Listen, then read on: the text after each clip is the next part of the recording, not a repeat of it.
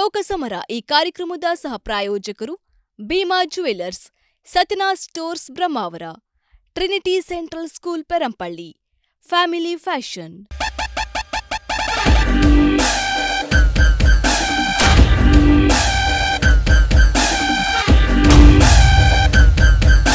ಆತ್ಮೀಯ ವೀಕ್ಷಕರೇ, ತಾವು ನೋಡ್ತಿರೋದು ಯೂಲ್ 247 ಲೋಕಸಮರ. ಬೇಸಿಗೆಯ ಒಂದು ಶಾಖ ಏರುತ್ತಾ ಇದೆ, ಉರಿ ಬಿಸಿಲು ಜಾಸ್ತಿ ಆಗ್ತಾ ಇದೆ. ಅದಕ್ಕಿಂತ ಜಾಸ್ತಿ ಸೆಕೆ ರಾಜಕಾರಣದಲ್ಲಿ ಆಗ್ತಿದೆ. ಭಾರತದ ರಾಜಕಾರಣದಲ್ಲಿ ಉಡುಪಿ ಚಿಕ್ಕಮಗಳೂರು ಲೋಕಸಭಾ ಕ್ಷೇತ್ರ ನಾಮಪತ್ರ ಸಲ್ಲಿಕೆಗೆ ನಾಳೆ ಕೊನೆಯ ದಿನಾಂಕ.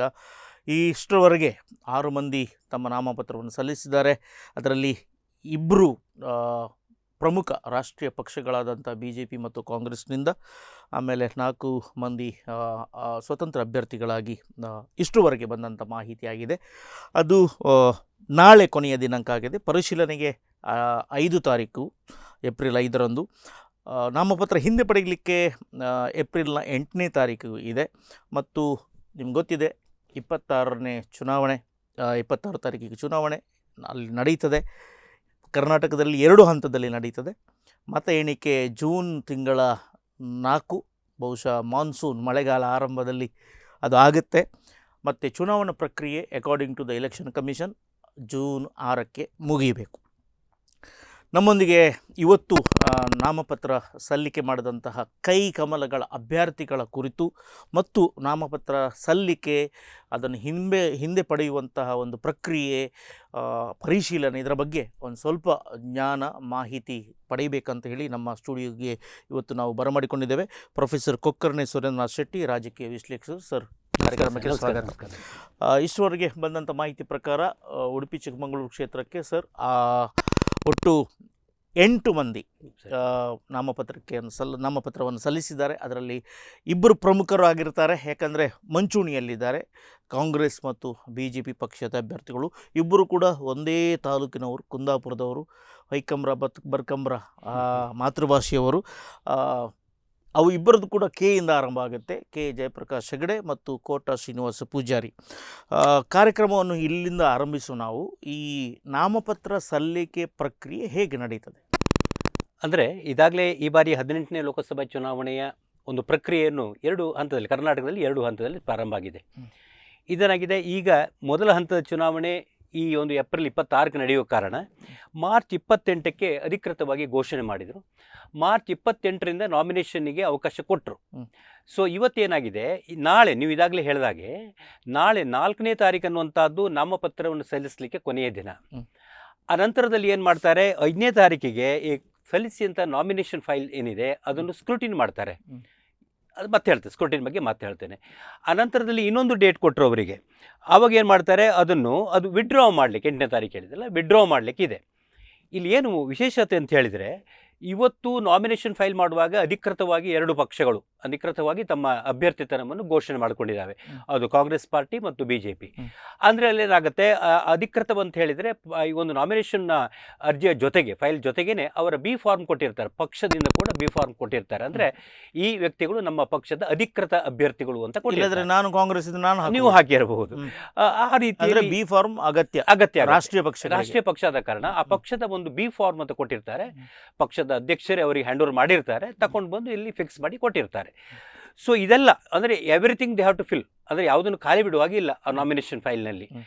ಅದು ಅತ್ಯಂತ ಮಹತ್ವವಾದ ಒಂದು ವಿಚಾರ. ಅದನ್ನೇನು ಮಾಡ್ತಾರೆ, ನೀವು ಹೇಳಿದಾಗೆ ನಾಡ್ದು 5ನೇ ತಾರೀಕಿಗೆ ಎಲ್ಲವನ್ನು ಚುನಾವಣಾಧಿಕಾರಿಗಳು ಕಚೇರಿಯಲ್ಲಿ ಅದು ಸ್ಕ್ರೂಟಿನಿಗೆ ಬರುತ್ತೆ. ಸ್ಕ್ರೂಟಿನಿ ಮಾಡುವಾಗ ಇವರು ಯಾವ ಫೈಲ್ಗಳನ್ನು ಅದಕ್ಕೆ ಅಟ್ಯಾಚ್ ಮಾಡಿದ್ದಾರೆ, ಮಾಡಲಿಲ್ಲ, ಮತ್ತು ಇವರ ಆದಾಯದ ದಾಖಲೆ ಇರ್ಬೋದು, ಇವರ ಮೇಲಿರುವ ಕೇಸಸ್ಗಳು ಎಷ್ಟಿದೆ, ಎವ್ರಿ ಹಿಸ್ಟ್ರಿ ಏನಿದೆ, ಅವರ ಫ್ಯಾಮಿಲಿಯ ಇನ್ಕಮ್ ಏನಿದೆ, ಎಲ್ಲವನ್ನು ಕೂಡ ಅವರು ಎನ್ಕ್ಲೋಸ್ ಮಾಡಬೇಕಾಗತ್ತೆ, ಎಲ್ಲವನ್ನು ಕೊಡಬೇಕಾಗತ್ತೆ. ಈ ಒಂದು ಕೇಸಸ್ ಕೂಡ ಕೊಡಬೇಕಾಗತ್ತೆ. ಪೆಂಡಿಂಗ್ ಕೇಸಸ್ ಇರ್ಬೋದು, ಎಲ್ಲ everything they have to exhibit ಮಾಡಲೇಬೇಕಾಗತ್ತೆ. ಸೊ ಏನು ರಿಕ್ವೈರ್ಮೆಂಟ್ ಇದೆ ಎಲ್ಲ ಫುಲ್ಫಿಲ್ ಮಾಡಬೇಕು, ಎಲ್ಲೂ ಖಾಲಿ ಬಿಡುವಾಗಿಲ್ಲ. ಸೊ ಅದರ ಮೇಲೆ ಅವರ ನಾಮಿನೇಷನ್ ಸ್ಕ್ರೂಟಿನಿ ಆಗ್ತಾರೆ. ಒಂದು ವೇಳೆ ಎಂಥದ್ದಿದ್ರೆ ಆ ನಾಮಿನೇಷನ್ ಅರ್ಜಿ ಅನ್ನುವಂಥದ್ದು ತಿರಸ್ಕೃತ ಇರ್ತದೆ, ರಿಜೆಕ್ಟ್. ಆದ ಕಾರಣ ಕೆಲವರು ಏನು ಮಾಡ್ತಾರೆ ಕೇಳಿದರೆ, ಡಮ್ಮಿ ಕ್ಯಾಂಡಿಡೇಟ್ ಹಾಕಿರೋದು ಉಂಟು. ಡಮ್ಮಿ ಯಾಕೆ ಕೇಳಿದ್ರೆ, ನಮ್ಮ ಪಕ್ಷದ ಇನ್ನೊಬ್ಬ ಒಂದು ವೇಳೆ ರಿಜೆಕ್ಟ್ ಆಯ್ತಪ್ಪ, ಸೊ ಇನ್ನೊಬ್ಬ ಬೇಕಲ್ಲ, ಆದ್ರೆ ಹಾಕುವವರಿದ್ದಾರೆ. ಹಾಕ್ಬಹುದು, ಹಾಕ್ಬಾರ್ದು ಅಂತ ಏನಿಲ್ಲ. ಸೊ ಆದ್ರೆ ಹೆಚ್ಚಿನ ಸಂದರ್ಭದಲ್ಲಿ ಅಂದ್ರೆ ಒಬ್ಬನೇ ಅಭ್ಯರ್ಥಿ 2-3 ನಾಮಿನೇಷನ್ ಹಾಕ್ಬಹುದು ಅಥವಾ ಇನ್ನೊಬ್ರು ಹಾಕ್ಬಹುದು. ಕೆಲವು ಸಂದರ್ಭ ಏನಾಗುತ್ತೆ, ನಮ್ಮ ಪಕ್ಷದಿಂದಲೇ ಇಬ್ಬರನ್ನು ಹಾಕಿರ್ತಾರೆ, ಒಂದ್ ವೇಳೆ ಇವನ್ ನಾಮಿನೇಷನ್ ಯಾವುದೋ ಒಂದು ಕಾರಣ ರಿಜೆಕ್ಟ್ ಆಯ್ತು ಅಂತ ಇಟ್ಕೊಳ್ಳಿ, ಇನ್ನೊಂದು ಅಭ್ಯರ್ಥಿ ತಾನೇ ಇಲ್ಲಲ್ಲ. ಸೊ ಆದ ಕಾರಣ ಅಟ್ ಲೀಸ್ಟ್ ಅದನ್ನು ಕೊನೆಯ ದಿನಾಂಕದವರಿಗೆ ಕಾಯ್ಬೇಕಲ್ಲ, ಹಾಗೋಸ್ಕರ ಹಾಕ್ಬಹುದು. ಸೊ ಇನ್ನೊಂದು ಮಹತ್ವದ ವಿಚಾರ ಅಂತ ಹೇಳಿದ್ರೆ, ಇಲ್ಲಿ ಏನಾಗುತ್ತೆ, ಫಾರ್ ಎಕ್ಸಾಂಪಲ್ ಈಗ ಉಡುಪಿಯಿಂದ ಕಾಂಗ್ರೆಸ್ ಬಿಜೆಪಿ ಹಾಕಿದ್ದಾರೆ, ಅವರ ನಾಮಿನೇಷನ್ಗೆ ಉಡುಪಿಯಿಂದ ಒಬ್ಬ ಮತದಾರ ಸೂಚಿಸಬೇಕಾಗತ್ತೆ. ಓಹೋ, ಒಬ್ಬ ಅದರ್ ದೆನ್ ಪಾರ್ಟಿಯ ಅಲ್ಲ ಪಾರ್ಟಿ ಅಂತ ಇಲ್ಲ, ಒಬ್ಬ ಅಲ್ಲಿನ ವೋಟರ್ಸ್ ಆಗಿರ್ಬೇಕು, ಪಾರ್ಟಿ ಮೆಂಬರ್ ಆಗಿರ್ಬೇಕು, ನಾಮಿನಲ್ ರೋಲ್ ನಲ್ಲಿ ಹೆಸರು ಇರಬೇಕು, ವೋಟರ್ ಲಿಸ್ಟ್ ನಲ್ಲಿ ಇದ್ದವನು ಒಂದ್ ಮಾಡ್ಬೇಕು. ಅದೇ ನೀವು ಇಂಡಿಪೆಂಡೆಂಟ್ ಕ್ಯಾಂಡಿಡೇಟ್ ಅಂತ ಹೇಳಿ ಸ್ವತಂತ್ರ ಅಭ್ಯರ್ಥಿ ನಿಂತಾನೆ, ಅವನಿಗೆ 10 ಜನ ಕೊಡ್ಬೇಕಾಗತ್ತೆ. 10 ಜನ ಲೋಕಲ್ ಆದಂತ ವೋಟರ್ಸ್ ಏನಿದ್ದಾರೆ ಅವನ ಕಾನ್ಸ್ಟಿಟ್ಯೂನ್ಸಿ ಬರುವವರು ಸೂಚಿಸಬೇಕು. ಅಂದ್ರೆ ಇದು ಒಂದು ಕಂಡೀಷನ್ ಹಾಕಿದ್ದಾರೆ. ಇದರ ಜೊತೆಗೆ ಡೆಪಾಸಿಟ್ ಅಮೌಂಟು ಇದೆ. ಡೆಪಾಸಿಟ್ ಅಮೌಂಟ್ ಅಂತ ಹೇಳಿದ್ರೆ, ಇಲ್ಲಿ ಈಗ ಫಾರ್ ಎಕ್ಸಾಂಪಲ್ ಜನರಲ್ ಆದ್ರೆ ಸಾಮಾನ್ಯ ವರ್ಗದವರಿಗೆ 25,000 ರೂಪಾಯಿ ಡೆಪಾಸಿಟ್ ಕಟ್ಟಬೇಕು ಅವರು, ಆಯ್ತಾ. ಅದೇ ಯಾವುದೋ ಒಂದು ಪರಿಶಿಷ್ಟ ಜಾತಿ ಪರಿಶಿಷ್ಟ ವರ್ಗದವರಿಗಾದ್ರೆ 12,500 ರೂಪಾಯಿ ಅನ್ನುವಂಥದ್ದು ಕಟ್ಟಬೇಕಾಗತ್ತೆ. ಸೊ ಅದು ಏನಾಗುತ್ತೆ ಕೇಳಿ, ಯಾವಾಗ ಅವರು ಫಾರ್ ಎಕ್ಸಾಂಪಲ್ ಈಗ ಅಧಿಕೃತವಾಗಿ ಸ್ಪರ್ಧಿಸುವವರು ಡೆಪಾಸಿಟ್ ಕೇಳೋಲ್ಲ, ಇದು ಮಾಡೋಲ್ಲ. ಒಂದು ವೇಳೆ ನಮ್ಮಂಥವ್ರು ಪ್ರಚಾರ ಬೇಕಪ್ಪ ಮುಂದೆ ಕೇಳ್ತೀರಿ ನೀವು ಅದ್ರ ಬಗ್ಗೆ, ಅಭ್ಯರ್ಥಿಗಳು ಸ್ವತಂತ್ರವಾಗಿ ಸ್ಪರ್ಧಿಸ್ತೇನೆ ಪಕ್ಷೇತರನಾಗಿ ಅಂತ ಹೇಳ್ತಾರೆ. ಅವರಿಗೆ ಕೊನೆಗೆ ಅನಿಸುತ್ತೆ, ನನಗೆ ಬೇಡ ಅಲ್ವಾ, ನನಗೆ ಬೇಡ, ನಾನು ವಿಡ್ರಾ ಮಾಡ್ತೇನೆ ಅಂತ ಮಾಡ್ಬೋದು. ಅವಾಗ ಹೇಳಿದ್ರಲ್ಲ 8ನೇ ತಾರೀಕಿಗೆ ಅವರು ನಾಮಿನೇಷನ್ ವಿಡ್ರಾ ಮಾಡ್ಬೋದು. ಆಗ ಅವರಿಗೆ ಡೆಪಾಸಿಟ್ ಅಮೌಂಟ್ ಏನು ಕಟ್ಟಿದ್ದಾರೆ ಅದು ತಗೊಳ್ಳಿಕ್ಕೆ ಆಗತ್ತೆ ವಾಪಸ್.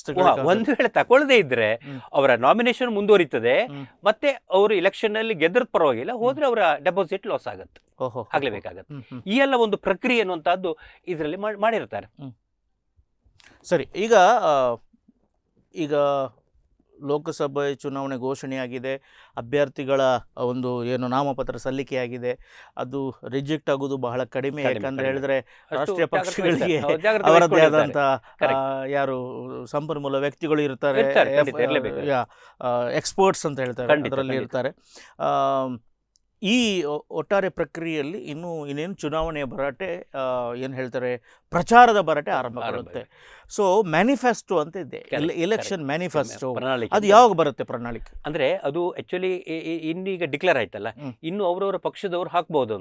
ಈಗ ಏನಾಗಿದೆ ಪ್ರಣಾಳಿಕೆ ಅಂದ್ರೆ, ಕೆಲವರು ಏನಾಗುತ್ತೆ ಹೇಳಿದ್ರೆ ಪ್ರಾದೇಶಿಕವಾಗಿ ಪ್ರಣಾಳಿಕೆ ಬಿಡುಗಡೆ ಮಾಡುವವರು ಇದ್ದಾರೆ, ರಾಜ್ಯ ವೈಸು ಅಥವಾ ರಾಷ್ಟ್ರವ್ಯಾಪಿಯಾಗಿ ಪ್ರಣಾಳಿಕೆ ಮಾಡುವವರು ಇದ್ದಾರೆ. ಅಂದ್ರೆ ಆಲ್ರೆಡಿ ತಯಾರು ಮಾಡ್ಕೊಂಡು ಇರ್ತಾರೆ, ಅದನ್ನು ಆಯಾ ಸಂದರ್ಭದಲ್ಲಿ ಈಗ ಅಧಿಕೃತವಾಗಿ ಘೋಷಣೆ ಆಯ್ತು, ಇನ್ನು ಒಂದು 4-5 ದಿನದಲ್ಲಿ ಆಯಾ ಪಕ್ಷದವರು ತಮ್ಮ ಪ್ರಣಾಳಿಕೆಯನ್ನು ಬಿಡುಗಡೆ ಮಾಡ್ತಾರೆ.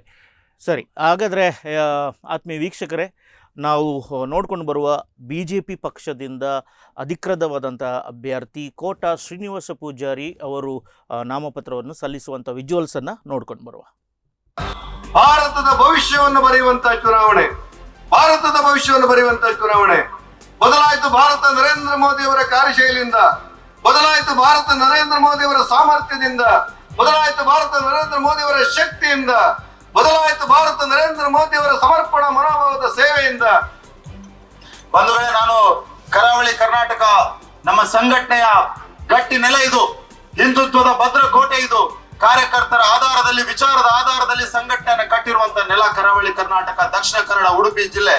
ಹಾಗಾಗಿ ಇಂಥ ಒಂದು ಜಿಲ್ಲೆಯಲ್ಲಿ ನಮ್ಮ ಸಂಘಟನೆಯನ್ನ ಪ್ರತಿನಿಧಿಸುವಂತ ಅವಕಾಶ, ಕರಾವಳಿಯನ್ನ ಪ್ರತಿನಿಧಿಸುವಂತ ಅವಕಾಶ ನಮ್ಮ ಪಾರ್ಟಿ ನನ್ಗೆ ಕೊಟ್ಟಿದೆ. ಅಂದ್ರೆ ಇದು ನಾನು ಈ ಕಾರ್ಯದಲ್ಲಿ ಯಶಸ್ವಿ ಆಗ್ಬೇಕಾದ್ರೆ ಕಾರ್ಯಕರ್ತರ ಪ್ರೀತಿ, ವಿಶ್ವಾಸ, ಸಹಕಾರ ಇದ್ರೆ ಮಾತ್ರ ಸಾಧ್ಯ ಅನ್ನುವಂತ ಸ್ಪಷ್ಟವಾದ ಅರಿವು ನನಗಿದೆ. ಭಾರತ ದೇಶ 140 ಕೋಟಿ ಜನರು ಇರ್ತಕ್ಕಂತ ದೇಶವನ್ನ ಮುನ್ನಡೆಸುವ ಶಕ್ತಿ ಯಾರಿಗಾದ್ರೂ ಒಬ್ಬ ವ್ಯಕ್ತಿಗೆ ಇವತ್ತಿನ ದಿನ ಇದ್ರೆ ಅದು ನರೇಂದ್ರ ಮೋದಿಗೆ ಮಾತ್ರ ಇರ್ತಕ್ಕಂಥದ್ದು ನಮ್ಮೆಲ್ಲರ ನಂಬಿಕೆ ಆಗಿದೆ. ಯಾವ ಪಕ್ಷ ಅಧಿಕಾರದಲ್ಲಿದ್ದಾಗ ಈ ಹಗರಣಗಳು ನಡೆದಿದ್ದು ಅಂತ ಹೇಳಬೇಕು. 2G ಸ್ಕ್ಯಾಮ್ ಯಾವ ಪಕ್ಷದ ಅಧಿಕಾರ? ಜೋರಗಳಿ ಯಾವ ಪಕ್ಷದ ಅಧಿಕಾರ? ಅಗಸ್ಟಾ ವೆಸ್ಟ್ಲ್ಯಾಂಡ್ ಯಾವ ಪಾರ್ಟಿ? ಆದರ್ಶ ಹೌಸಿಂಗ್ ಸ್ಕ್ಯಾಮ್ ಯಾವ ಪಾರ್ಟಿ? KG ಬೇಸಿನ್ ಯಾವ ಪಾರ್ಟಿ? ಕಾಮನ್ವೆಲ್ತ್ ಯಾವ ಪಾರ್ಟಿ? ಆಕಾಶ, ಭೂಮಿ, ಪಾತಾಳ ಮೂರರಲ್ಲೂ ಹಗರಣ ಮಾಡಿದಂತ ಅಪಕೀರ್ತಿ ಕಾಂಗ್ರೆಸ್ ಇಂದು. ಹೋಗೋದು ಗ್ಯಾರಂಟಿ. ಈಗ ಸಿದ್ದರಾಮಯ್ಯ ಗ್ಯಾರಂಟಿ ಹೋಗ್ಯದ.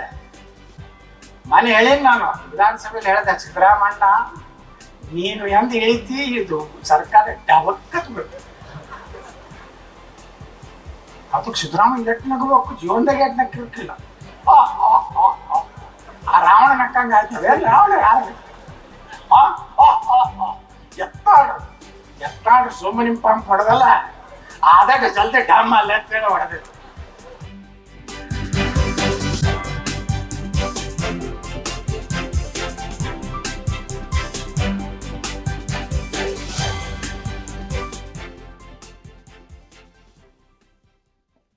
ಸರಿ, ಆತ್ಮೀಯ ವೀಕ್ಷಕರೇ, ಇದು ಬಿ ಜೆ ಪಿ ಕಡೆಯಿಂದ ನಾಮಪತ್ರ ಸಲ್ಲಿಕೆ ವಿಜುವಲ್ಸನ್ನು ನೋಡ್ಕೊಂಡು ಬಂದೆವು.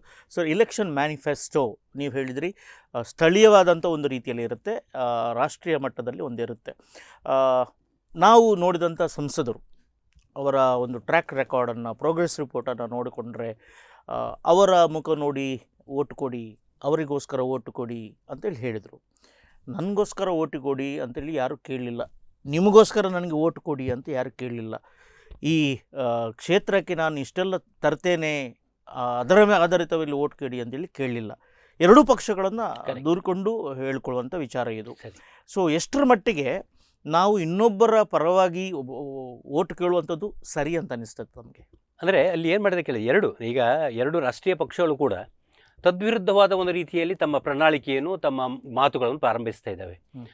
ಅಂದರೆ ಒಂದು ಪಕ್ಷ ಏನು ಮಾಡುತ್ತೆ, ಎಸ್ಪೆಷಲಿ ಬಿ ಜೆ ಪಿ, ನಾವು ಹೇಳಬೇಕಾದ್ರೆ, ನೇರವಾಗಿ ಹೇಳಬೇಕಾದ್ರೆ ಬಿ ಜೆ ಪಿ ಏನು ಮಾಡುತ್ತೆ, ರಾಷ್ಟ್ರೀಯ ವಿಚಾರಗಳನ್ನೇ ಮುನ್ನೆಲೆಗೆ ತರ್ತಾ ಇದೆ ಈಗ ಅಲ್ವಾ. ರಾಷ್ಟ್ರೀಯ ವಿಚಾರಗಳೇನಿದೆ ಅದನ್ನು ಮುನ್ನೆಲೆಗೆ ತರ್ತದೆ, ರಾಷ್ಟ್ರೀಯ ನಾಯಕರನ್ನೇ ಬಿಂಬಿಸುವಂತಹದ್ದು. ನಮ್ಮ ಪ್ರಬಲವಾದ ನಾಯಕ ಮೋದಿಜಿಯವರಿದ್ದಾರೆ, ಅವರನ್ನೇ ಮುನ್ನಿಟ್ಟುಕೊಂಡು ಚುನಾವಣೆಯನ್ನು ಎದುರಿಸ್ತಾ ಇರುವಂತಹದ್ದು. ಹೇಳ್ತೇನೆ, ಅದು ನಿಖರವಾಗಿ ಅವರು ತಮ್ಮ ಏನು ಪ್ರೈಮ್ ಮಿನಿಸ್ಟರ್ ಇವರೇ ಆಗ್ತಾರೆ ಅನ್ನುವ ರೀತಿಯಲ್ಲಿ ತಮ್ಮನ್ನು ಬಿಂಬಿಸ್ಕೊಳ್ತಾ ಇದ್ದಾರೆ. ಅಂದ್ರೆ ನೀವು ಹೇಳಿದಾಗೆ ತಮ್ಮನ್ನು ತಾವು ಬಿಂಬಿಸ್ಕೊಳ್ತಾ ಇಲ್ಲ, ಇನ್ನೊಂದು ಬಿಂಬವನ್ನು ತೋರಿಸಿ ಅದನ್ನು ತೋರಿಸಿ ನಮಗೆ ಮತ ಕೊಡಿ ಅನ್ನುವ ರೀತಿಯಲ್ಲಿ ಬಿಂಬಿಸ್ಕೊಳ್ತಾ ಇದ್ದಾರೆ. ಅದನ್ನು ಮತದಾರರ ನಿರ್ಣಯ ಮಾಡಬೇಕಾಗುತ್ತೆ. ನಮಗೆ ಅಭ್ಯರ್ಥಿ ಬೇಕಾ ಅಥವಾ ಮೇಲಿನ ಕೂತ್ಕೊಳ್ಳುವಂಥ ನಾಯಕನ ಬೇಕಾ ಅನ್ನೋದು ಮತ್ತೆ ಆಗುತ್ತೆ. ಯಾಕೆ ಕೇಳಿದ್ರೆ ಇದು ಪಾರ್ಲಿಮೆಂಟರಿ ಫಾರ್ಮ್ ಆಫ್ ಗೌರ್ಮೆಂಟ್, ಇದು it is not A prime ministerial government. ಸಂಸದೀಯ ಸರ್ಕಾರ ಅಂದರೆ ಪ್ರಧಾನಮಂತ್ರಿಗಳ ಸರ್ಕಾರ ಅಂತ ಹೇಳಿಕ್ಕೆ ಆಗೋಲ್ಲ. ಎಲ್ಲ ಸಂಸದರು ಸೇರಿ ತಮ್ಮ ನಾಯಕನ ಆಯ್ಕೆ ಮಾಡಿ ಮತ್ತೊಂದು ಒಟ್ಟಿಗೆ ಒಂದು ಕಲೆಕ್ಟಿವ್ ಆದ ನಿರ್ಣಯ ತಗೊಳ್ಳುವಂತಹದ್ದು ಆ ಪ್ರಕ್ರಿಯೆಯಲ್ಲಿ ನಡಿಬೇಕಾಗತ್ತೆ. ಅದು ಯಾವ ರೀತಿ ನಡೀತಾರೆ ನನಗೆ ಗೊತ್ತಿಲ್ಲ. ಬಟ್ ಇನ್ನೊಂದು ಪಕ್ಷ ಏನು ಹೇಳುತ್ತೆ, ಕಾಂಗ್ರೆಸ್ ಪಾರ್ಟಿ, ನಿಖರವಾಗಿ ಹೇಳಬೇಕಾಗತ್ತೆ, ಅವ್ರು ಏನು ಮಾಡಿದ್ದಾರೆ ಕೇಳಿದರೆ ಸ್ಥಳೀಯ ವಿಚಾರಗಳನ್ನೇ ತಮ್ಮ ಮಾತಿನಲ್ಲಿ ಬಿಂಬಿಸ್ತಾ ಇದ್ದಾರೆ. ರಾಜ್ಯಕ್ಕೆ ಅನ್ಯಾಯ ಆಗಿದೆ ಅಲ್ವಾ. ಅಂದರೆ ಯಾಕೆ ಕೇಳಿದೆ, ಮುಖ್ಯ ಉದ್ದೇಶ ಏನು ಕೇಳಿದರೆ, ಈ ಕಾಂಗ್ರೆಸ್ನವರಿಗೆ ನಾವು ಲೋಕಸಭೆಯಲ್ಲಿ ಮೆಜಾರಿಟಿ ಬರ್ತೇವೆ ಅನ್ನುವ ಒಂದು ಧೈರ್ಯ ಇದು ಕಾಣ್ತಾ ಇಲ್ಲ ಅಲ್ಲಿ ನನ್ನ ಮಟ್ಟಿಗೆ. ಅವರ ಒಂದು ಬಿಂಬಿಸುವ ರೀತಿ ನೋಡಿದರೆ ಅವ್ರು ಏನು ಮಾಡ್ತಾರೆ, ಮತದಾರರು ಆದಷ್ಟು ಮಟ್ಟಿಗೆ ಕರ್ನಾಟಕದ ಮಟ್ಟಿಗೆ ಕಟ್ಟಿ ಹಾಕಬೇಕು. ಸೊ ನಮ್ಮ ಕರ್ನಾಟಕದಲ್ಲಿ ನಮ್ಮ ಸರ್ಕಾರ ಇದೆ, ಅಥವಾ ಕಾಂಗ್ರೆಸ್ಸನ್ನು ಇಲ್ಲಿ ಸ್ಥಾಪನೆ ಮಾಡಬೇಕು, ಅಥವಾ ಬಿಜೆಪಿಗೆ ಕೆಳಗೆ ಸೌತ್ ಇಂಡಿಯಾಕ್ಕೆ ಬಾರದಿದ್ದ ಹಾಗೆ ದಕ್ಷಿಣ ಭಾರತಕ್ಕೆ ಬಿಜೆಪಿಗೆ ಬರಬೇಕಾದ್ರೆ ಕರ್ನಾಟಕ ಹೆಬ್ಬಾಗಿಲು ಅದನ್ನು ಹೇಗೆ ತಡೆಯುವುದಂತ ಇವ್ರದ್ದೊಂದು ಸ್ಟ್ರಾಟಜಿ. ಆದ ಕಾರಣ ಏನು ಮಾಡ್ತಾರೆ, ತಮ್ಮ ನಾಯಕರು ಏನಿದ್ದಾರೆ ಸ್ಥಳೀಯವಾಗಿ ಅಂದರೆ ರಾಜ್ಯ ಮಟ್ಟದ ನಾಯಕರನ್ನೇ ಬಿಂಬಿಸಿಕೊಂಡು ತಾವು ಕೊಟ್ಟಂಥ ಗ್ಯಾರಂಟಿಗಳು ಇರ್ಬೋದು, ತಮ್ಮ ಸ್ಕೀಮ್ಗಳು ಇರ್ಬೋದು, ತಾವು ಜನರ ಜೊತೆ ಹೇಗೆ ಮಿಂಗಲಾಗ್ತಾ ಇದ್ದೇವೆ, ಸಮಸ್ಯೆಗಳು ಸ್ಪಂದಿಸಿ ಇದನ್ನೇ ಹೈಲೈಟ್ ಮಾಡ್ತಾ ಇದ್ದಾರೆ. ನಾನು ಯಾಕೆ ಕೇಳಿದರೆ ಇದು ಒಂದು ಪೊಲಿಟಿಕಲ್ ಸ್ಟ್ರಾಟಜಿ, ಅದು ಸ್ಟ್ರಾಟಜಿ. ನಾನು ಅದಾಗಲೇ ನಿಮ್ಗೆ ಹೇಳಿದಾಗೆ ಯಾವಾಗಲೂ ಕೂಡ ನಾವು ಆರ್ಗ್ಯೂ ಮಾಡುವಾಗ ಏನು ಮಾಡ್ತೇವೆ ಕೇಳಿದರೆ, ಯಾವ ಪಾಯಿಂಟು ನಮಗೆ ಫೇವರೇಬಲ್ ಆಗಿರ್ತದೆ ಅದನ್ನೇ ಮುನ್ನೆಲೆ ತರ್ತೇವೆ, ಯಾವುದು ಆಗೋದಿಲ್ಲ ಅದನ್ನು ಹಿಂದೆ ಬಿಟ್ಬಿಡ್ತೇವೆ. ಅದು ಮತ್ತೆ ನೀವು ಯಾವ ಕಂಪನಿಯ ಪ್ರಾಡಕ್ಟ್ ಕೂಡ ಹಾಗೆ ಅಲ್ವಾ, ಹಾಗೆ ಲಾಭ ಇಲ್ಲಿ ನಿಮ್ಮ ಕಂಪನಿ ಪ್ರಾಡಕ್ಟ್ ಸೇಲ್ ಮಾಡಿದಾಗ ಯಾವುದು, ಯಾಕೆ ಅದರಲ್ಲಿ ವೀಕ್ ಅನ್ನು ಹೇಳೋದಿಲ್ಲ. 99% ಏನು ಪ್ಲಸ್ ಇದು ಮಾತ್ರ ಮುಂದೆ ತರ್ತೇವೆ, 1% ವೀಕ್ ಇದನ್ನು ಮುಚ್ಚಿ ಇಡ್ತೇವೆ. ಅದೇ ತರ ರಾಜಕೀಯ ಪಕ್ಷಗಳು ಕೂಡ ಈ ಮತದಾರರ ಮುಂದೆ ಏನ್ ಮಾಡ್ತಾವೆ ಕೇಳಿದ್ರೆ, ತಮ್ಮ ಪ್ಲಸ್ ಪಾಯಿಂಟ್ ಏನಿದೆ ಅದನ್ನೇ ಮುಂದಿಡ್ತಾ ಹೋಗ್ತವೆ. ಆದ್ರೆ ಅಲ್ಟಿಮೇಟ್ಲಿ ನಾವು ದ ವೋಟರ್ಸ್ ನಾವು ಅದನ್ನು ಆಲೋಚನೆ ಮಾಡಬೇಕಾಗತ್ತೆ, ಯಾವ್ದು ನಮ್ಗೆ ಬೇಕು ಯಾವ್ದು ಬೇಡ ಅಂತ ಅಲ್ಟಿಮೇಟ್ಲಿ ಡಿಸೈಡ್ ಮಾಡುವುದು ನಾವು. ಈಗ ಕಾಂಗ್ರೆಸ್ ರಾಜ್ಯವನ್ನು ಆಳ್ತಾ ಇದೆ, ಅವರಿಗೊಂದು ಏನಾಗಿದೆ ಅಂತ ಹೇಳಿದ್ರೆ ಮಾಡು ಅಥವಾ ಮಡಿ. ಯಾಕಂದರೆ ರಾಜ್ಯದಲ್ಲಿ ಸರ್ಕಾರವಿದ್ದು ನಾವೊಂದು ಸಂಸದರನ್ನು ಬಹುಶಃ ಕಳೆದ ಲೋಕಸಭಾ ಚುನಾವಣೆಯಲ್ಲಿ 25 ಮಂದಿಯನ್ನು, ಬಿಜೆಪಿ 25 ಅಂತ ಇವ್ರಿಗೆ ಒಂದೇ ಬಂದು 25, ಸುಮಲತಾವು ಕೂಡ ಆ ಕಡೆ ಈ ಕಡೆ ಸ್ವಲ್ಪ ಅಂತ ಹೇಳಿಕೊಂಡ್ರು. ಅಷ್ಟು ಸಂಸದರನ್ನು ನಾನು ಕರೆದುಕೊಂಡು ಹೋಗಿದ್ದಾರೆ ಅಥವಾ ನಾವು ಕಳುಹಿಸಿದ್ದೇವೆ ಅಂತೇಳಿ ಹೇಳ್ಕೊಳ್ಬೋದು. ಅದು ರಾಜ್ಯಕ್ಕೆ ಬಂದದ್ದು ಎಂಬ ಚರ್ಚೆ ಆಗಿದೆ. ಕಾಂಗ್ರೆಸ್ ಪ್ರಶ್ನೆ ಮಾಡ್ತಾ ಇದೆ, ನಮಗೆ ಅನ್ಯಾಯವಾಗ್ತದೆ ಅಂತ ಹೇಳಿ. ಯಾಕೆಂದರೆ ನಮ್ಮ ತೆರಿಗೆ GST ಇಡೀ ರಾಜ್ಯದಲ್ಲಿ ಕರ್ನಾಟಕ 2ನೇ ಸ್ಥಾನದಲ್ಲಿದೆ, ಮೊದಲ ಸ್ಥಾನದಲ್ಲಿ ಮಹಾರಾಷ್ಟ್ರ ಇದೆ. ಅದೇ ಮಾತನ್ನು ಮುಂದಲ್ಲಿದ್ದಾರೆ. ಸರ್ ಕೂಡ ಅದೇ ಹೇಳಿದರು, ಇಂಥ ಅನ್ಯಾಯದಲ್ಲಿ ನಾವು ನಾಮಪತ್ರವನ್ನು ಹಾಕ್ತಾ ಇದ್ದೇವೆ ಮತ್ತು ನಮ್ಮ ರಾಜ್ಯದಿಂದ ಇಷ್ಟು ಸಂಸದರನ್ನು ಲೋಕಸಭೆಗೆ ಕಳಿಸ್ತಾ ಇದ್ದೇವೆ ಅಂತೇಳಿ. ಏನೇ ಆಗಲಿ, ಕೆ ಜಯಪ್ರಕಾಶ್ ಹೆಗಡೆ ಅವರು ನಾಮಪತ್ರವನ್ನು ಸಲ್ಲಿಸಿದ್ದಾರೆ, ನೋಡ್ಕೊಂಡು ಬರುವ. ತೀರ್ಥಹಳ್ಳಿ ಮಲ್ಪೆದು ರಾಷ್ಟ್ರೀಯ ಹೆದ್ದಾರಿ, ಕಡೂರು ಚಿಕ್ಕಮಗಳೂರು ಮೂಡಿಗೆರೆ ಇದು BC ರೋಡ್ ಇದು ರಾಷ್ಟ್ರೀಯ ಹೆದ್ದಾರಿ. ತುಮಕೂರಿನಿಂದ ಶಿವಮೊಗ್ಗಕ್ಕೆ ಚತುಷ್ಪಥ ರಸ್ತೆ ಅನುಮೋದನೆ ಆಗಿತ್ತು. ಅದಾದ 10 ವರ್ಷ ಆದರೂ ಇನ್ನೂ ಸಂಪೂರ್ಣ ಆಗಿಲ್ಲ. ನನಗೆ ಮೊನ್ನೆ ಒಂದು ಪ್ರಶ್ನೆ, ನೀವು ಆ ಹುಡುಗ ಪ್ರಶ್ನೆಯನ್ನು ಮಾಡಿದಾಗ ಸ್ನೇಹಿತರು, ನೀವು ಜಯಪ್ರಕಾಶ್ ಹತ್ರ ಯಾಕೆ ಕೇಳಿದಂತೆ, ಜಯಪ್ರಕಾಶ್ಗೆ ಅವಕಾಶ ಸಿಕ್ಕಿದೆ ಅನುಮೋದನೆ ತಗೊಳ್ಳಿಕ್ಕೆ. ಮುಂದಿನ 5 ವರ್ಷ ಸಿಕ್ಕಿದ್ರೆ ಸಂಪೂರ್ಣ ಮಾಡ್ತಾ ಇದ್ದೇನೆ. ಇಂದಿನ ವಾತಾವರಣವನ್ನು ನೋಡಿದ್ರೆ ಮುಂದೆ ಲೋಕಸಭಾ ಚುನಾವಣೆ ನಡೀತದೋ ಇಲ್ವೋ ಅನ್ನುವಂಥ ರೀತಿಯ ಒಂದು ವಾತಾವರಣ ದೇಶದಲ್ಲಿದ್ದಂಥ ಸಮಯದಲ್ಲಿ ನಮ್ಮ ಪಕ್ಷದ ಕಾಂಗ್ರೆಸ್ ಪಕ್ಷದ ಎಲ್ಲ ಅಕೌಂಟ್ಗಳನ್ನು ಕೂಡ ಫ್ರೀಸ್ ಮಾಡುವಂತ ಕೆಲಸ ಕಾರ್ಯ ಆಗಿದೆ. IT, ED, CBI ಮುಖಾಂತರ ನಮ್ಮ ನಾಯಕರುಗಳನ್ನು ದಾಳಿಗೊಳಿಸಿ ಅವರನ್ನ ಒತ್ತಡದ ಮೇರೆಗೆ ಬೇರೆ ಬೇರೆ ಇವತ್ತು ಬಿಜೆಪಿ ಪಕ್ಷಕ್ಕೆ ಸೇರ್ಪಡೆ ಮಾಡುವಂತ ಒಂದು ವಾತಾವರಣ ಸೃಷ್ಟಿಯಾಗಿದೆ. 2 ರಾಜ್ಯಗಳ ಮುಖ್ಯಮಂತ್ರಿಗಳನ್ನ ಜೈಲಿಗೆ ಹಾಕುವಂತ ಕೆಲಸ ಕಾರ್ಯವನ್ನು ಮಾಡಿದ್ದಾರೆ. ಸರಳ ಸಜ್ಜನರಾದ ಜಯಪ್ರಕಾಶ್ ಹೆಗಡೆ ಅವ್ರನ್ನ ಇವತ್ತು ಕಾಂಗ್ರೆಸ್ ಪಕ್ಷದ ಮಾಡಿದ್ವಿ. ನಮ್ಮಲ್ಲಿ ಜಯಪ್ರಕಾಶ್ ಹೆಗಡೆ ಅವರು ಒಬ್ಬರಲ್ಲ ಕ್ಯಾಂಡಿಡೇಟು. ನಮ್ಮ ಪ್ರತಿಯೊಬ್ಬ ಕಾಂಗ್ರೆಸ್ ಕಾರ್ಯಕರ್ತರು, ನಾವು ಪ್ರತಿಯೊಬ್ಬ ಕಾಂಗ್ರೆಸ್ ನಾಯಕರುಗಳು ಸಮೇತ ಇವತ್ತು ಕ್ಯಾಂಡಿಡೇಟ್ ಕೆಲಸ ಮಾಡಬೇಕು. ಇಲ್ಲಿನ ಈ ಮತಾಂಧ ಪಕ್ಷ ಏನಿದೆ, ಹಿಂದುತ್ವ ಗಾಳಿಯನ್ನು ಜೋರಾಗಿ ಬೀಸ್ತಾ ನಮ್ಮೆಲ್ಲೆಡೆ ಕೂಡ ಅದನ್ನ ಪಸರಿಸುವ ಕೆಲಸವನ್ನು ಮಾಡಿದ್ದಾರೆ.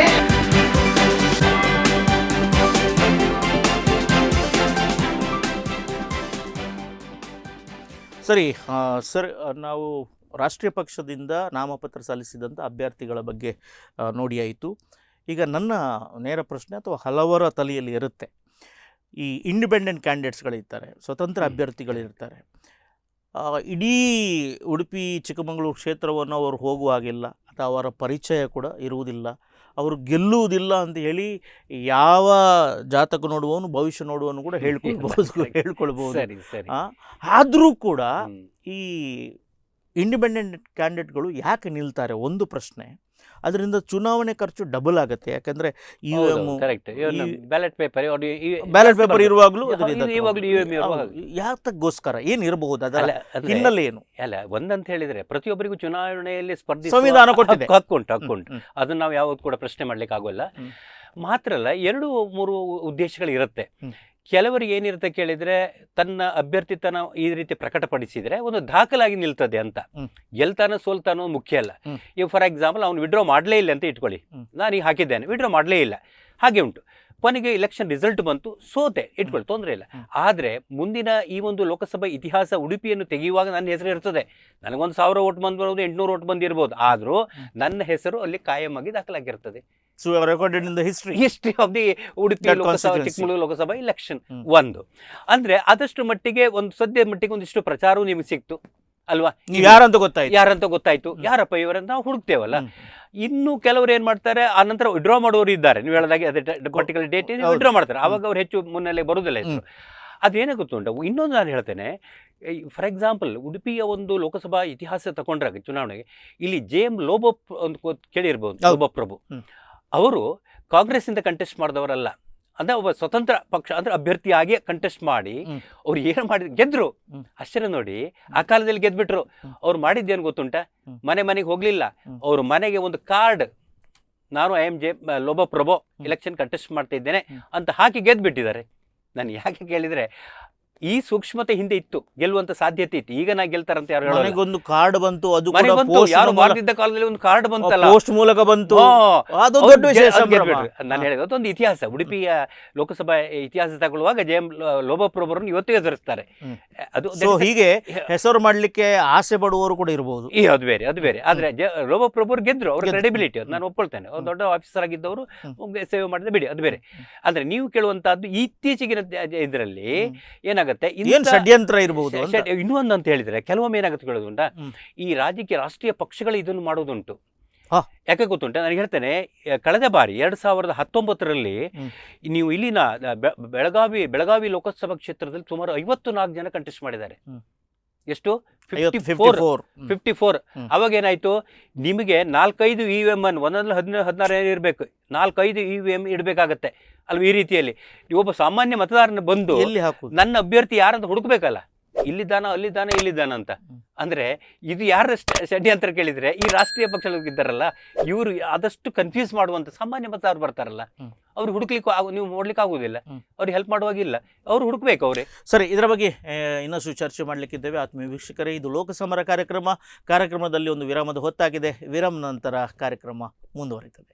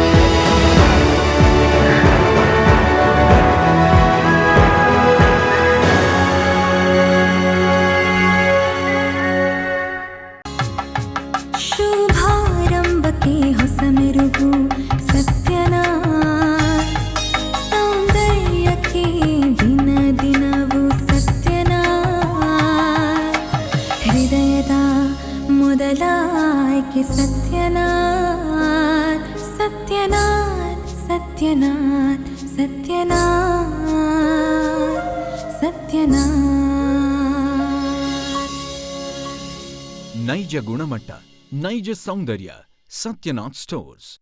ಒಂದು ಖರೀದಿಸಿದ್ದಲ್ಲಿ ಇನ್ನೊಂದು ಉಚಿತ. ಪ್ರತಿ ವಾರ ಹೊಸ ಸ್ಟಾಕ್ನೊಂದಿಗೆ ಇಡೀ ಕುಟುಂಬಕ್ಕೆ ಬೇಕಾದ ಎಲ್ಲಾ ರೀತಿಯ ಕಣ್ಮನ ಸೆಳೆಯುವಂತಹ ಉಡುಪುಗಳು ಆಕರ್ಷಕ ದರದಲ್ಲಿ ಲಭ್ಯವಿದೆ. ವಿವಿಧ ಶೈಲಿಯ ಸೀರೆಗಳು, ಚೂಡಿದಾರ್ ಪೀಸ್ಗಳು, ನೈಟಿಗಳು, tops, readymade pants, terry cotton pants, jeans pants, shirts, T shirts, pant ಮತ್ತು ಶರ್ಟ್ ಪೀಸ್ಗಳು, ಬಾಬಾ ಸೂಟ್ಸ್, ಒಳ ಉಡುಪುಗಳ ಜೊತೆಗೆ ಬೆಡ್ ಶೀಟ್ಸ್, ಟವೆಲ್ಗಳು, ಮ್ಯಾಟ್ಸ್, ಕರ್ಟನ್ಸ್, ಬೆಲ್ಟ್ಸ್ ಇತ್ಯಾದಿ ಒಂದೇ ಸೂರಿನಡಿಯಲ್ಲಿ ಲಭ್ಯವಿದೆ. ದೀಪಾವಳಿ ಹಬ್ಬದ ಪ್ರಯುಕ್ತ ವಿಶಿಷ್ಟ ವಿನ್ಯಾಸದ ಬಟ್ಟೆ ಬರೆಗಳ ವಿನೂತನ ಸಂಗ್ರಹ. ಇಂದೇ ಭೇಟಿ ನೀಡಿ ಫ್ಯಾಮಿಲಿ ಫ್ಯಾಷನ್ಸ್, ನೆಲಮಳಿಗೆ, ಮೈತ್ರಿ ಕಾಂಪ್ಲೆಕ್ಸ್, ಸರ್ವಿಸ್ ಬಸ್ ನಿಲ್ದಾಣ ಹತ್ತಿರ, Udupi. Trinity Central School, Perampalli, affiliated to the ICSE Board, New Delhi. With our motto, Enlightenment through Knowledge, we impart value-based education. Established in 2009 with over 1,000 students and 100% results from previous batches. 35:1 student-teacher ratio with learning beyond classroom and textbooks. Creative extracurricular activities, availability of transport and midday meals facility, an ideal academic environment to grow, and a quiet place to learn. Admissions open from nursery to grade 9.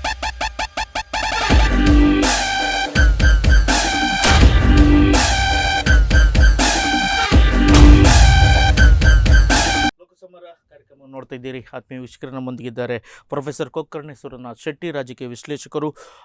ನಾವು ಮಾತಾಡ್ತಿದ್ದೆವು dummy ಅಭ್ಯರ್ಥಿಗಳು ರಾಷ್ಟ್ರೀಯ ಪಕ್ಷದಿಂದಲೇ ಹಾಕಿಕೊಂಡು ಮತದಾರರ ಒಂದು ಏನು ಚಾಣಕ್ಷತನವನ್ನು ಸ್ವಲ್ಪ ಬದಲಾವಣೆ ಮಾಡುವಂಥ ರೀತಿಯ ಒಂದು ದೂರಾಲೋಚನೆ ಇರುತ್ತೆ. ದುರಾಲೋಚನೆ ಬೇರೆ, ದೂರಾಲೋಚನೆಗಳು ಬೇರೆ. ಸರಿ, ಈಗ ಅಭ್ಯರ್ಥಿಗಳು ಸ್ಪಷ್ಟವಾಗಿ ಕಾಂಗ್ರೆಸ್ ಮತ್ತು BJPಯಿಂದ ಇದ್ದಾರೆ. ಈಗ ಅವರ ಮುಂದೆ ಇರುವಂಥ ಸವಾಲುಗಳು ಏನು?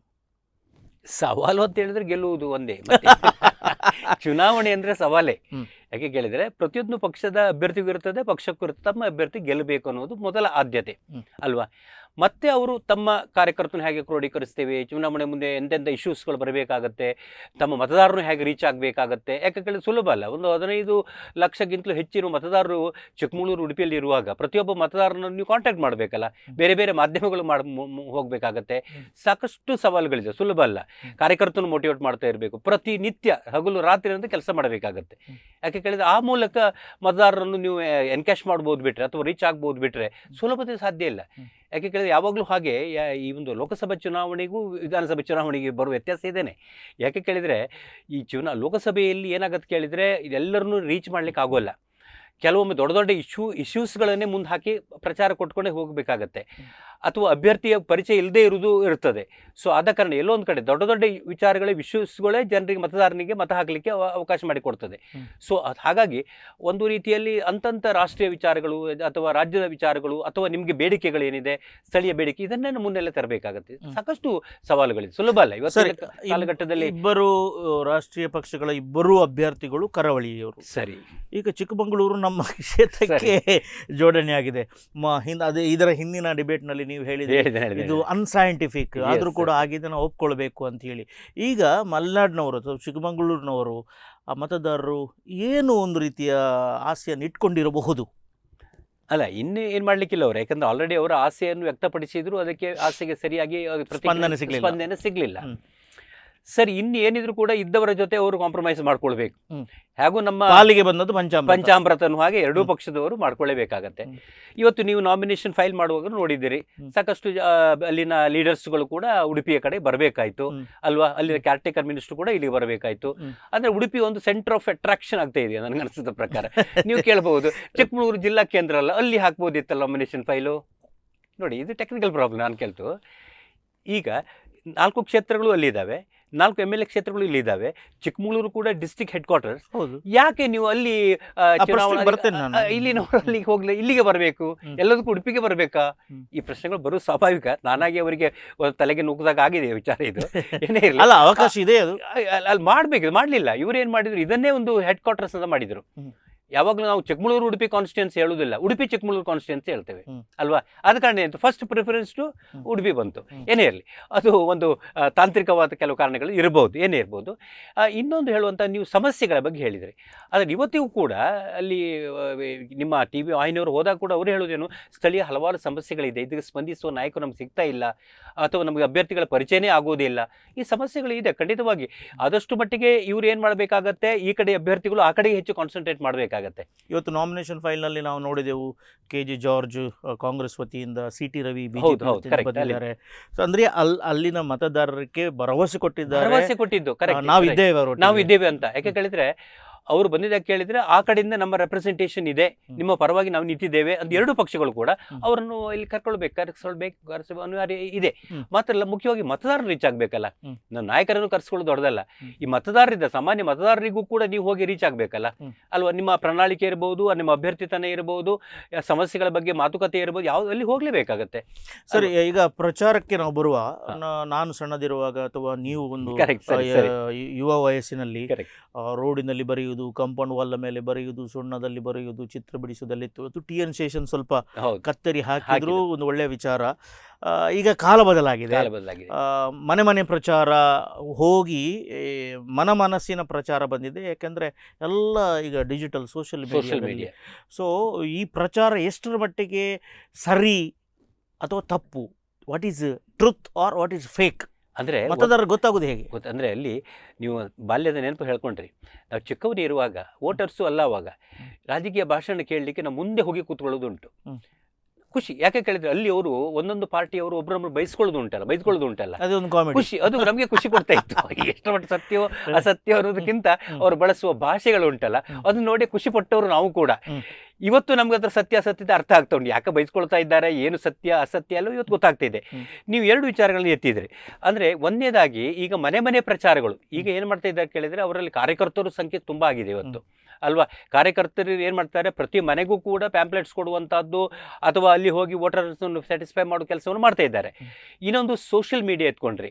ಸೋಷಿಯಲ್ ಮೀಡಿಯಾ ಅಂತ ಹೇಳಿದರೆ ಇವತ್ತು ಏನು ಮಾಡ್ತಿದ್ದೆ ಕೇಳಿದರೆ, ಎಲ್ಲಿವರೆಗೆ ಅಂತ ಹೇಳಿದರೆ, ನಿಮ್ಮ ಮನೆಗೆ ಫೋನ್ ಮಾಡಿ ಹೇಳ್ತಾರೆ, ನೀವು ಯಾವುದೋ ಒಂದು ಸ್ಕೀಮಿನಲ್ಲಿ ಇರ್ತಾರೆ ಅಂತ ಇಟ್ಕೊಳ್ಳಿ, ಯಾವುದೋ ಸ್ಕೀಮಿನಿಂದ ಗ್ಯಾರಂಟಿಯೋ ಅಥವಾ ಯಾವುದೋ ಸೆಂಟ್ರಲ್ ಸ್ಕೀಮು ಯಾವುದೋ ಇರ್ತೀರಿ, ಅಲ್ಲಿಂದ ನಿಮ್ಮ ಫೋನನ್ನು ತೆಗೆದುಕೊಂಡು ನಿಮ್ಮ ಮನೆಗೆ ಫೋನ್ ಮಾಡಿ ಹೇಳ್ತಾರೆ, ನಾವು ಇಲ್ಲಿಂದ ಹೆಡ್ ಕ್ವಾರ್ಟರ್ಸಿಂದ ಫೋನ್ ಮಾಡ್ತಿದ್ದೇವೆ, ನೀವು ನಮ್ಮ ಮತದಾರರು, ಈ ಬಾರಿ ನಮ್ಮ ಪಕ್ಷ ನಿಲ್ತದೆ, ನಮ್ಮ ಅಭ್ಯರ್ಥಿ ಬೆಂಬಲಿಸಿ ಅಂತ. ಯಾಕೆ ಹೇಳಿ, ಇಷ್ಟರ ಮಟ್ಟಿಗೆ ಒಂದು ರೆವಲ್ಯೂಷನ್ ಆಗಿದೆ ಸೋಷಿಯಲ್ ಮೀಡಿಯಾ ಅಥವಾ ನಿಮ್ಮ ಟೆಲಿಕಮ್ಯುನಿಕೇಷನ್ ಇದೆ, ಇಷ್ಟರ ಮಟ್ಟಿಗೆ ರೆವಲ್ಯೂಷನ್ ಆಗಿದೆ. ಅಂದರೆ ಯಾಕೆ ಕೇಳಿದರೆ, ಈ ಹೊಸ ಟೆಕ್ನಾಲಜಿಯನ್ನು ಕೂಡ ಇವತ್ತು ಯೂಸ್ ಮಾಡ್ಕೊಳ್ತಾ ಇದ್ದಾರೆ. ಆದರೆ ನೀವು ಹೇಳ್ಬೋದು, ಫಾರ್ ಎಕ್ಸಾಂಪಲ್ ಸೋಷಿಯಲ್ ಮೀಡಿಯಾದಲ್ಲಿ ಅಲ್ಲಿ ಒಂದು ರೀತಿಯ ಫೇಕ್ ನ್ಯೂಸ್ಗಳು ಬರುತ್ತೆ ಅಲ್ವಾ, ಅದನ್ನು ನಾವು ಕುಲಂಕುಷವಾಗಿ ಪರಿಶೀಲಿಸಬೇಕಾಗತ್ತೆ. ಬಂದ ತಕ್ಷಣ ಸತ್ಯ ಅಂತ ತಿಳ್ಕೊಳ್ಳಿಕ್ಕೂ ಆಗೋದಿಲ್ಲ ಅಲ್ವಾ. ಇವತ್ತು ಫೇಕ್ ಮೀಡಿಯಾಗಳು ಇರುವ ಕಾರಣ ಅದನ್ನು ನಾವು ಒಬ್ಬ ಮತದಾರರಾಗಿ ಪರಿಶೀಲಿಸಲೇಬೇಕಾಗತ್ತೆ. ಸರಿ, ಈಗ ಇದು ಎರಡು ನಮ್ಮ ಉಡುಪಿ ಚಿಕ್ಕಮಗಳೂರು ಕ್ಷೇತ್ರದಲ್ಲಿ ಹಿಂದುತ್ವ ಪ್ರಶ್ನೆ ಮುಂತಲೆಗೆ ಬಂತು, ವರ್ಕೌಟ್ ಆಯ್ತದು. ಪ್ರಧಾನಮಂತ್ರಿ ಯಾರು ಅಂತೇಳಿ ಬಿಂಬಿಸಿ ಮೋದಿಗೋಸ್ಕರ ಓಟು ಅಂತೇಳಿ ಆಯಿತು, ಅಬ್ಕಿ ಬಾರ್ ಮೋದಿ ಸರ್ಕಾರ ಎಂಬುದಾಗಿ ಆಯಿತು. ಈಗ ಇಬ್ಬರು ಒಂದೇ ಕಡೆಯವರು ಆದುದರಿಂದ ಅದು ಜಿಲ್ಲೆಯೂ ಒಂದು, ಕರಾವಳಿಯೂ ಒಂದು, ಮತ್ತು ತಾಲೂಕು ಒಂದೊಂದು ಇಟ್ಕೊಳ್ಳುವ, ಮಾತೃಭಾಷೆ ಒಂದೊಂದು ಇಟ್ಕೊಳ್ಳುವ. ಈಗ ರಾಜಕೀಯ ವಿಶ್ಲೇಷಕರಾಗಿ ನೀವು ಏನು ನೋಡ್ತೀರಿ? ಇದು ಹಿಂದುತ್ವದ ಸಿದ್ಧಾಂತ ಅಂತೇಳಿ ಆಗುತ್ತಾ, ಅಥವಾ ರಾಷ್ಟ್ರವಾದಿಯ ಸಿದ್ಧಾಂತ ಅಂತ ಆಗುತ್ತಾ, ಅಥವಾ ನಮ್ಮ ಕರಾವಳಿ ನಾವು ಇಂಥವರೇ ಅಂತೇಳಿ ಆಗುತ್ತಾ? ಯಾವ ರೀತಿಯಲ್ಲಿ ಇರ್ಬೋದು ಇವರ ಭಾಷಣಗಳು? ನೀವು ಹೇಳಿದ್ರಿ ಮುಂದೆ ಹೋಗಿ ಕೂತ್ಕೊಂಡು ನೋಡ್ತಿರುವಂಥ. ಈಗ ನಾವು ಕೇಳಿದ್ದೇವೆ, ಈಗ ನೋಡುವಾಗಲೇ ಗೊತ್ತಾಯಿತು, ಇನಿಷಿಯಲ್ ಸ್ಟೇಜ್ ಅಲ್ಲಿ ಮಾತಾಡುವಾಗ ಗೊತ್ತಾಗುತ್ತೆ. ಒಂದು ಕಡೆಯಿಂದ ರಾಷ್ಟ್ರೀಯವಾದಗಳು ಹೆಚ್ಚು ಮುನ್ನೆಲೆ ಬಂತು, ಇನ್ನೊಂದು ಪಕ್ಷದವರು ತಮ್ಮ ಅಭಿವೃದ್ಧಿ ಕಾರ್ಯದ ಬಗ್ಗೆನೇ ಹಾಕಿದ್ರು. ನೀವು ಹೇಳಿದಾಗೆ ಉಡುಪಿಯಲ್ಲಿ ಕೂತು ಇಬ್ಬರು ಕೂಡ ಕುಂದಾಪುರ ಅಥವಾ ಈ ಕಡೆಯವರನ್ನು ನೋಡುವಾಗ ಏನು ಮಾಡ್ತಾರೆ, ತಮಗೆ ಯಾವ ಫೇವರೇಬಲ್ ಅನ್ನೋದು ಮುನ್ನೆಲೆ ತರ್ತಾರೆ. ಯಾವುದೇ ಪಕ್ಷ ಇರ್ಬೋದು. ಈಗ ಫಾರ್ ಎಕ್ಸಾಂಪಲ್ ಹಿಂದುತ್ವವನ್ನು ಒಬ್ಬರು ತಂದರು, ರಾಷ್ಟ್ರೀಯವಾದವನ್ನು ತಂದರು, ಪ್ರಧಾನಮಂತ್ರಿಗಳು ಯಾರು ಅಂತ ಮುನ್ನ ಹಾಕಿದರು. ಇನ್ನೊಬ್ಬರು ತಮ್ಮ ಅಭ್ಯರ್ಥಿತನದಲ್ಲಿ ತಮ್ಮ ಗೆಲುವಿಗಾಗಿ ತಮ್ಮ ಸಾಧನೆಗಳು ಏನು, ಅಭಿವೃದ್ಧಿ ಕಾರ್ಯಗಳ ಬಗ್ಗೆ ಮಾತಾಡಿದರು. ಆದರೆ ಒಂದು ಅನಿಸುತ್ತೆ ನನಗೆ, ಈ ಬಾರಿ ಸ್ವಲ್ಪ ಹಿಂದುತ್ವದ ಜೊತೆಗೇ ಇನ್ನು ಈ ಕ್ಯಾಸ್ಟ್ ಫ್ಯಾಕ್ಟರ್ ಉಂಟಲ್ಲ, ಇದು ಕೂಡ ಇತ್ತೀಚಿನ ದಿನಗಳಲ್ಲಿ ಸೋಷಿಯಲ್ ಮೀಡಿಯಾದಲ್ಲಿ ಕಂಡಾಗ ಕ್ಯಾಸ್ಟನ್ನು ಕೂಡ ಒಂದು ವೆಪನ್ ಆಗಿ, ಆಯುಧವಾಗಿ ಬಳಸಲಿಕ್ಕೆ ಪ್ರಾರಂಭಿಸಿದ್ದಾರೆ ಅಲ್ವಾ? ಯಾಕೆಂದರೆ ಈ ರೀತಿ ಕ್ರೋಢೀಕರಿಸಬಹುದು ಅಂತ. ಯಾಕೆಂದರೆ ಎರಡು ಡಾಮಿನೇಟ್ ಕ್ಲಾಸ್ ಇವತ್ತು ಕಂಟೆಸ್ಟ್ ಮಾಡ್ತಾ ಇದ್ದಾವೆ. ಕ್ಯಾಸ್ಟ್ ವೈಸ್ ನಾ ಹೇಳೋದು, ಇಬ್ಬರು ಅಂದರೆ ಇವತ್ತು ಚಿಕ್ಕಮಗಳೂರು, ದಕ್ಷಿಣ ಮತ್ತು ನಿಮ್ಮ ಉಡುಪಿ ಜಿಲ್ಲೆ ನೋಡುವಾಗ ಹೆಚ್ಚಿನ ಸಂಖ್ಯೆ ಮತದಾರ ಇರುವಂಥ ಬಿಲ್ಲವ ವರ್ಗ ಇದೆ, ಬಂಟು ಸರಿಸಮಾನವಾಗಿದ್ದಾರೆ, ಎಲ್ಲೋ ಇಟ್ಟುಕೊಂಡು ಎಲ್ಲೋ ಒಂದು ರೀತಿಯಲ್ಲಿ, ಅಥವಾ ಮಂಗಳೂರಿನಿಂದ ಕೂಡ ಗಾಳಿ ಕಡೆ ಬೀಸ್ತಾ ಇದೆ. ಏನು ಕೇಳಿದರೆ ಒಂದು ಜಾತಿಯನ್ನೇ ಮುನ್ನೆಲೆ ತಂದರು ಹೇಗೆ ಅಂತ.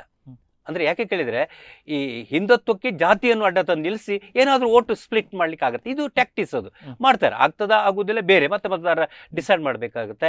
ಇದು ಒಂದು ಅರ್ಥದಲ್ಲಿ ಇವತ್ತು ಅಂಡರ್ ಕರೆಂಟ್ ಆಗಿ ಹರಿತಾ ಇದೆ ಅಲ್ವಾ? ಇದು ನಾವು ಪರಿಶೀಲಿಸಬೇಕಾಗತ್ತೆ. ಅಂದರೆ ಅದು ಯಾಕೆ ಗೊತ್ತುಂಟೆ, ಎಷ್ಟು ಜಾತಿ ಎಷ್ಟು ವರ್ಕೌಟ್ ಆಗ್ಬೋದು ಅಂದರೆ ಎಷ್ಟು ಹೆಚ್ಚಿನ ಪ್ರಮಾಣ ಹೇಳಲಿಕ್ಕೆ ಆಗೋಲ್ಲ. ಕೆಲವೊಮ್ಮೆ ಏನಾಗುತ್ತೆ ಕೇಳಿದರೆ, ಈ ಜಾತಿಯ ಫ್ಯಾಕ್ಟರ್ಸ್ ಅಂಡರ್ ಕರೆಂಟ್ ಆಗಿ ಹರಿಬಹುದು ಆಗುದಿಲ್ಲ ಅಂತ ಹೇಳಲಿಕ್ಕೆ ಹರಿತದೆ. ಯಾಕಂದ್ರೆ ರಾಜಕೀಯದಲ್ಲಿ ಮಾತ್ರ ಇದು ಜಾತಿ ಬರೋದು, ಹೌದು, ಧರ್ಮ ಬರೋಲ್ಲ. ಯಾಕೆ ಕೇಳಿದ್ರೆ, ಅದು ನೀವು ಸೀಟ್ ಕೊಡುವಾಗಲೇ ಮಾಡಿದ್ರೆ, ನೀವೇ ಮಾಡಿದ್ರೆ, ನಾನಲ್ಲ, ಅದು ಸೀಟ್ ಕೊಡುವಾಗಲೇ ಯಾಕೆ ಆಟ ಮಾಡಿದ್ರಿ? ಸ್ಟ್ಯಾಟಿಸ್ಟಿಕ್ಸ್ ನೋಡ್ತೀರಿ. ಈ ಕಾಸ್ಟ್ ಎಷ್ಟಿದೆ, ಇದು ಪ್ರಬಲವಾದ ಕಾಸ್ಟ್, ಸೊ ಇವರಿಗೊಂದು ಪ್ರಾತಿನಿಧ್ಯ ಕೊಡಬೇಕು ಉಡುಪಿಯ ಮಂಗಳೂರು. ಅದರಲ್ಲಿ ಕೊಟ್ಟಿರುವಾಗ ಮತ್ತೆ ನೀವು ಧರ್ಮ ಅಂತ ಹೇಳಲಿಕ್ಕೆ ಆಗೋದಿಲ್ಲ, ಇನ್ನು ಜಾತಿಯನ್ನು ಹಿಡ್ಕೊಳ್ಬೇಕಾಗತ್ತೆ. ಅಂದ್ರೆ ಇಡೀ ವ್ಯವಸ್ಥೆಯನ್ನು ಹಾಳು ಮಾಡೋದು ನಾವೇ. ಒಂದು ಕಡೆ ಧರ್ಮ ಅಂತೇವೆ, ಇನ್ನೊಂದು ಕಡೆ ಜಾತಿ ಅಂತೇವೆ ಅಲ್ವಾ? ಈ ರೀತಿಯಲ್ಲಿ ಮತದಾರರನ್ನು ಸ್ಪ್ಲಿಟ್ ಮಾಡ್ಲಿಕ್ಕೆ ನಾವೇ ನೋಡ್ತೇವೆ. ಮತ್ತೆ ಮತದಾರನ ದೂರವಾಗಿಲ್ಲ ನೀವು. ಯಾಕೆ ಕೇಳಿದ್ರೆ, ನೀವೇನು ಇಂಜೆಕ್ಟ್ ಮಾಡಿರ್ತೀರಿ, ಇದೆಲ್ಲ ನೀವು ಇಂಜೆಕ್ಟ್ ಮಾಡಿರ್ತೀರಿ, blood is thicker than water ಆಗ್ತದೆ. ಅವಾಗ ಏನಾಗುತ್ತೆ, ಓಟ್ ಆಗಿ ಕನ್ವರ್ಟ್ ಆಗಿ ಹೋಗುತ್ತೆ ಅಲ್ವಾ? ಆ ರೀತಿಯಲ್ಲಿ ಕಾಣ್ತದೆ. ಯಾಕಂದ್ರೆ ಇದು ರಾಂಗ್, ಒಂದು ಅರ್ಥದಲ್ಲಿ ರಾಂಗ್, ಇಟ್ಸ್ ಟೋಟಲಿ ರಾಂಗ್. ಯಾಕೆ ಕೇಳಿದ್ರೆ, ನಾನು ಯಾವಾಗಲೂ ಹೇಳೋದುಂಟು, ರಾಜಕೀಯ ಅಂತ ಹೇಳಿದ್ರೆ ಅದು ಅಭಿವೃದ್ಧಿ ಪರವಾಗಿರಬೇಕು, ನಿಮ್ಮ ಮಾಡಿದ ಕೆಲಸಗಳ ಪರವಾಗಿರಬೇಕು, ಒಳ್ಳೆ ಮಾಡಿದ ಕೆಲಸಗಳ ಮೇಲೆ ನೀವು ಮತವನ್ನು ಕೇಳಬೇಕು. ಗುಡ್ ಗವರ್ನೆನ್ಸ್ ನಮ್ಗೆ ಇಂಪಾರ್ಟೆಂಟ್ ಅಲ್ವಾ? ಈ ಜಾತಿ ಇಟ್ಕೊಂಡು ಹೋಗಿ, ಧರ್ಮ ಇಟ್ಕೊಂಡು ಹೋಗಿ ನೀವು ಅಲ್ಲಿ ಲೋಕಸಭೆಯಲ್ಲಿ ಏನು ಮಾಡ್ಲಿಕ್ಕೆ ಆಗೋಲ್ಲ. ನಾನು ಹೇಳಿದೆ ಅಂತ ಕೇಳಿದ್ರೆ, ಇದೆಲ್ಲ ನಿಮ್ಗೆ ಇದ್ರೆ ಅವಾಗೊಂದು ಒಳ್ಳೆಯ ಒಬ್ಬ ಪ್ರತಿನಿಧಿ ಆಯ್ಕೆ ಆಗ್ಲಿಕ್ಕೆ ಸಾಧ್ಯ ಆಗುತ್ತೆ. ಸರಿ, ಲೋಕಸಭೆಯಲ್ಲಿ ನಮ್ಮ ಪ್ರತಿನಿಧಿಯಾಗಿ ನಾವು ಕಳುಹಿಸೋದು ಸರ್, ನಮ್ಮ ಪ್ರತಿನಿಧಿಯನ್ನು ಲೋಕಸಭೆಯಲ್ಲಿ ಕಳಿಸಿರುವಂಥ ನಮ್ದು ಏನು ಫೀಲಿಂಗ್ಸ್ ಇದೆ, ನಮ್ಮೇನು ಆಶೆಗಳಿವೆ, ನಮ್ಮೇನು ಭಾವನೆಗಳಿವೆ, ಆ ವ್ಯಕ್ತಿಯಲ್ಲಿ ವ್ಯಕ್ತಪಡಿಸಬೇಕು. ಆ ತಾಕತ್ತು ಯಾರಲ್ಲಿದೆ? ಅಂದರೆ ಒಂದು ನನಗೆ ಟೋಟಲಿ ಕೊನೆಗೆ ಹೇಳ್ತಾರೆ, democracy it's nothing but it's a myth ಅಂತ. ಆಶ್ಚರ್ಯ ಆಗಿರ್ಬೋದು. Democracy is totally it's a myth. ಯಾಕೆ ಕೇಳಿದರೆ, ಮಿಥ್ಯ ಯಾಕೆ ಕೇಳಿದರೆ, ಸುಳ್ಳು. 15 ಲಕ್ಷ ಜನ ವೋಟರ್ಸ್ ಇರುವಂಥವರು, ನಾವು ಆಯ್ಕೆ ಮಾಡಿ ಕಳಿಸಿದಂಥ ಒಬ್ಬ ಪ್ರತಿನಿಧಿ ಎಲ್ಲದಕ್ಕೂ ನಿಮ್ಮನ್ನು ಕೇಳಿ ಮಾತಾಡ್ಲಿಕ್ಕಾಗತ್ತಾ? ಮಾತಾಡ್ತಾನ? ಸಾಧ್ಯವಲ್ಲ, ಖಂಡಿತ. ಅವ ಏನು ಪ್ರಾತಿನಿಧ್ಯ ಮಾಡ್ತಾನೆ, ಅಲ್ಲಿ ಹೋಗಿ ತನ್ನ ಪಕ್ಷ ಏನು ಹೇಳುತ್ತೆ ಅದಕ್ಕೆ ಕೈ ಎತ್ತಾನೆ, ಅದರ ಪರವಾಗಿ ಮಾತಾಡ್ತಾನೆ. ಅದರ ಅರ್ಥ ಏನಾಯಿತು? ನಿಮ್ಮ ಇಷ್ಟು ಜನ ವೋಟರ್ಸನ್ನ ಒಂದು ಧ್ವನಿ ಎಲ್ಲಿದೆ ಅಲ್ಲಿ? ಇಲ್ಲ. ಅಥವಾ ಅವನನ್ನು ವಾಪಸ್ ಕರೆಸ್ಕೊಳ್ಳಿಕ್ಕೆ ನಿಮ್ಗೆ ಅಧಿಕಾರ ಉಂಟಾ? ಇಲ್ಲ. ಅಥವಾ ಅವನ ಮೇಲೆ ಒತ್ತಡ ಹಾಕ್ಲಿಕ್ಕೆ ನಿಮ್ಗೆ ಅವಕಾಶ ಉಂಟಾ? ಇಲ್ಲ. ಯಾಕೆ ಕೇಳಿದೆ, ಟೋಟಲಿ ಮತ್ತೆ ಇದಕ್ಕೆ ಯಾವ ಆಲ್ಟರ್ನೇಟಿವ್ ಇಲ್ಲ. ಆದ ಕಾರಣ ಈ ಆಲ್ಟರ್ನೇಟಿವ್ ಒಪ್ಕೊಳ್ಬೇಕಾಯ್ತು ಬಿಟ್ರೆ, ರೆಪ್ರೆಸೆಂಟೇಟಿವ್ ಗೌರ್ಮೆಂಟ್ ಏನು ಹೇಳ್ತೀವಿ, ಪ್ರಾತಿನಿಧ್ಯ ಸರ್ಕಾರ ಒಪ್ಕೊಳ್ಬೇಕಾಯ್ತು ಬಿಟ್ರೆ, ಇಲ್ಲದೇ ಇದ್ರೆ ಇದು ಒಂದು ಟೋಟಲಿ ಮಿತ್. ಯಾಕೆ ಕೇಳಿದರೆ ಅವರು ಪಕ್ಷದ ಬಗ್ಗೆನೇ ಅಲ್ಲಿ ಹೋಗಿ ಹೇಳ್ತಾರೆ, ಅವರ ತಲೆಯಲ್ಲಿ ಏನಿದೆ, ತಮಗೇನು ಲಾಭ ಆಗ್ಬೋದು ಬಿಟ್ಟರೆ ದೇಶಕ್ಕೇನು ಲಾಭ ಆಗ್ಬೋದು ಅಥವಾ ನಿಮ್ಮ ಉಡುಪಿ ಕ್ಷೇತ್ರಕ್ಕೆ ಏನು ಲಾಭ ಆಗ್ಬೋದು ಅನ್ನೋ ತಲೆಯಲ್ಲಿ ಬರುವುದೇ ಇಲ್ಲ. ಇದು ಒಂದು ರೀತಿಯ ಮಿತ್ತಿನಲ್ಲಿ ಡೆಮೋಕ್ರಸಿ ಹಬ್ಬ ನಡೆದು ಹೋಗುತ್ತೆ ಅಷ್ಟೇ. ಸರಿ, ಈಗ ಅನ್ಎಜುಕೇಟೆಡ್ ಆ ಶಬ್ದ ಬಳಸ್ಕೊಳ್ಬೋದು ನಾವು, ಬಾರದು.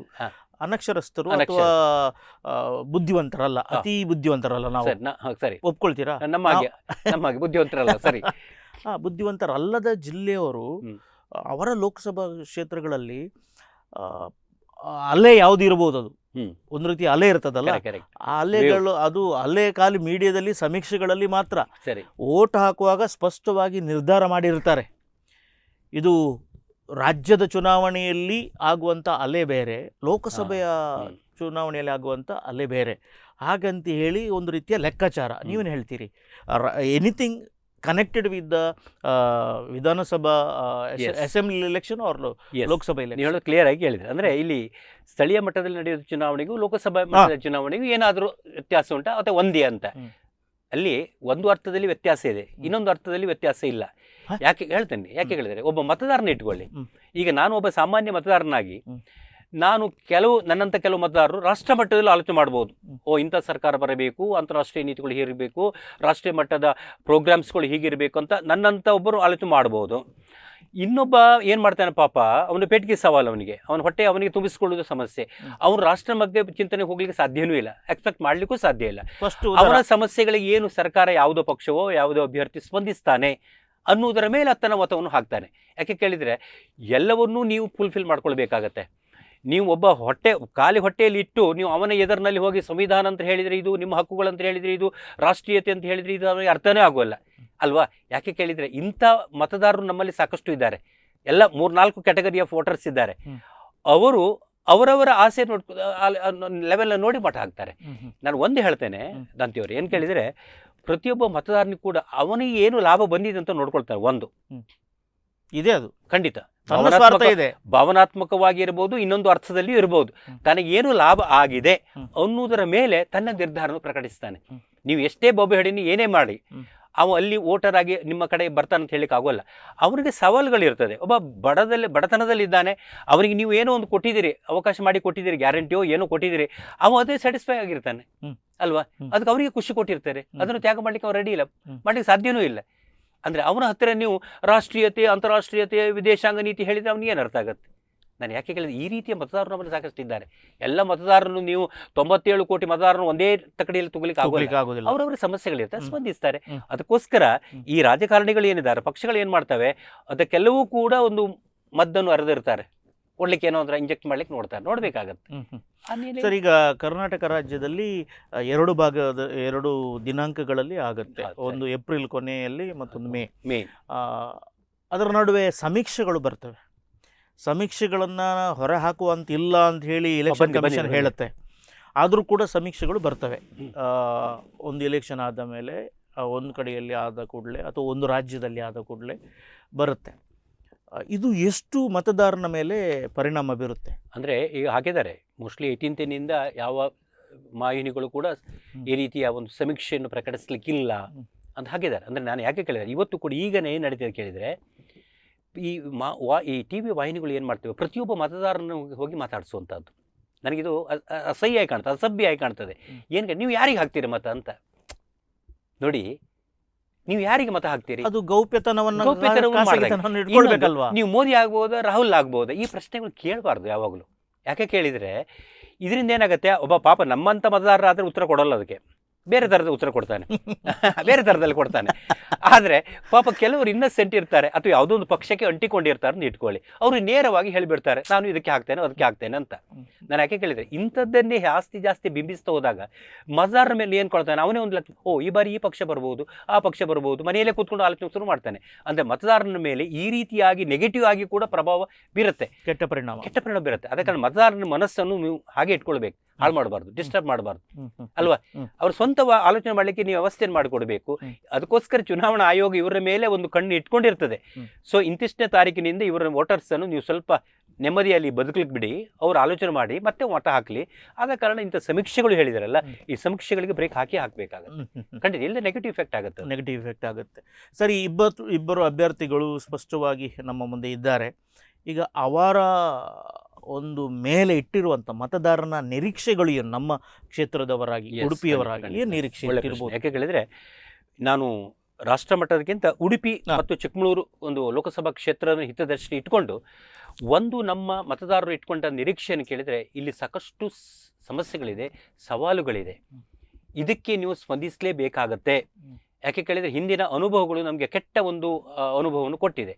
ಸೊ ಆದ ಕಾರಣ ಈ ಮತದಾರರು ಇವತ್ತು ಗಂಭೀರವಾಗಿ ಆಲೋಚನೆ ಮಾಡುವಂಥದ್ದು, ಈ ಸಂಸದರೇನಿದ್ದಾರೆ, ಭಾವಿ ಸಂಸದರೇನಿದ್ದಾರೆ, ಇವರು ಸ್ಥಳೀಯ ಸಮಸ್ಯೆಗಳಿಗೆ ಸ್ಪಂದಿಸಬೇಕು. ಮುಕ್ತವಾಗಿ ಇಲ್ಲಿ ಬರುವಂಥ ಹಲವಾರು ಸಮಸ್ಯೆಗಳಿದೆ. ನಾನು ಅದಾಗಲೇ ನಮ್ಮ ಹಿಂದೆ ನಿಮ್ಮ ವಾಹಿನಿಯಲ್ಲಿ ಕೂಡ ಚರ್ಚೆ ಮಾಡಿದ್ದೇವೆ. ಇದಕ್ಕೆಲ್ಲ ಅವರು ಉತ್ತರ ಕೊಡಲಿಕ್ಕೆ ತಯಾರಿರಬೇಕು. ಅದಕ್ಕೆ ಉತ್ತರ ಕೊಡಬೇಕು ಇವಾಗಲೇ. ಅದನ್ನು ತಮ್ಮ ಪ್ರಣಾಳಿಕೆಯಲ್ಲಿ ಸೇರಿಸಬೇಕು, ತಮ್ಮ ಮಾತಿನಲ್ಲಿ ಹೇಳಬೇಕು, ಭಾಷಣದಲ್ಲಿ ಹೇಳಬೇಕು. ಇವರು ಕೂಡ ಹಾಗೆ, ವಿರೋಧ ಪಕ್ಷ ಅದನ್ನು ಖಂಡಿಸೋರು ಹಾಗೆ ನಿಮ್ಮ ಸಾಧನೆಗಳೇನು ಪ್ರಶ್ನೆ ಮಾಡಬೇಕು. ಅಂದರೆ ನಾನು ಕೇಳುವಂಥದ್ದು, ಇದಕ್ಕೆ ಒಂದು ವೇದಿಕೆ ಸಜ್ಜಾಗಬೇಕು. ಇಲ್ಲಿ ಎರಡೂ ಕ್ಷೇತ್ರದಲ್ಲಿ ಉಡುಪಿ, ಚಿಕ್ಕಮಗಳೂರು ಮತ್ತು ಉಡುಪಿಯನ್ನು ಇಟ್ಕೊಂಡು ಒಂದು ಚರ್ಚೆಗೆ ಆಹ್ವಾನಿಸಬೇಕು. ನೀವು ಮಾಡಿದ ಸಾಧನೆಗಳೇನು, ಈ ಹಿಂದೆ ಮುಂದಿನ ಏನು ಸಾಧನೆ ಮಾಡಲಿಕ್ಕೆ ಕೊಟ್ಟಿದ್ದೀರಿ, ಗ್ಯಾರಂಟಿ ಕೊಡ್ತೀರ ಅದಕ್ಕೆ. ಇದನ್ನು ಮಾಡಬೇಕು. ನಮ್ಮವ್ರು ಮತದಾರರು ಮಾಡೋಲ್ಲ, ನಿಮ್ಮಂತೆ ವೇದಿಕೆಯವರು ಮಾಡಬೇಕು. ನಾನೇ ವಾಹಿನಿಗಳಿಗೆ ಹೇಳ್ತೇನೆ, ನೀವು ಎಲ್ಲರೂ ಕರೆಸಿ ಮಾತಾಡಿಸಿ. ಮಾಡೋದಿಲ್ಲ, ನಮ್ಮ ವಾಹಿನಿ ಮಾಡಬೇಕು. ದಟ್ಸ್ ಯುವರ್ ರೆಸ್ಪಾನ್ಸಿಬಿಲಿಟಿ ಅಂತ ಹೇಳ್ತೇನೆ ಅಲ್ವಾ. ಅದು ಪ್ರಕಟಪಡಿಸಬೇಕು, ಜನರಿಗೆ ಗೊತ್ತಾಗಬೇಕು. ಸರಿ, ನಾವು ಬರೇ ಬಾಯಲ್ಲಿ ಗಾಳಿಯಲ್ಲಿ ಹೊಡೆದ್ರೆ ಆಗೋದಿಲ್ಲ, ಸಾಧನೆ ಮಾಡಿ ತೋರಿಸ್ಬೇಕಪ್ಪ. ಈಗ ಸರ್, ನ್ಯೂ ವೋಟರ್ಸ್ ಅಂತ ಇದ್ದಾರೆ.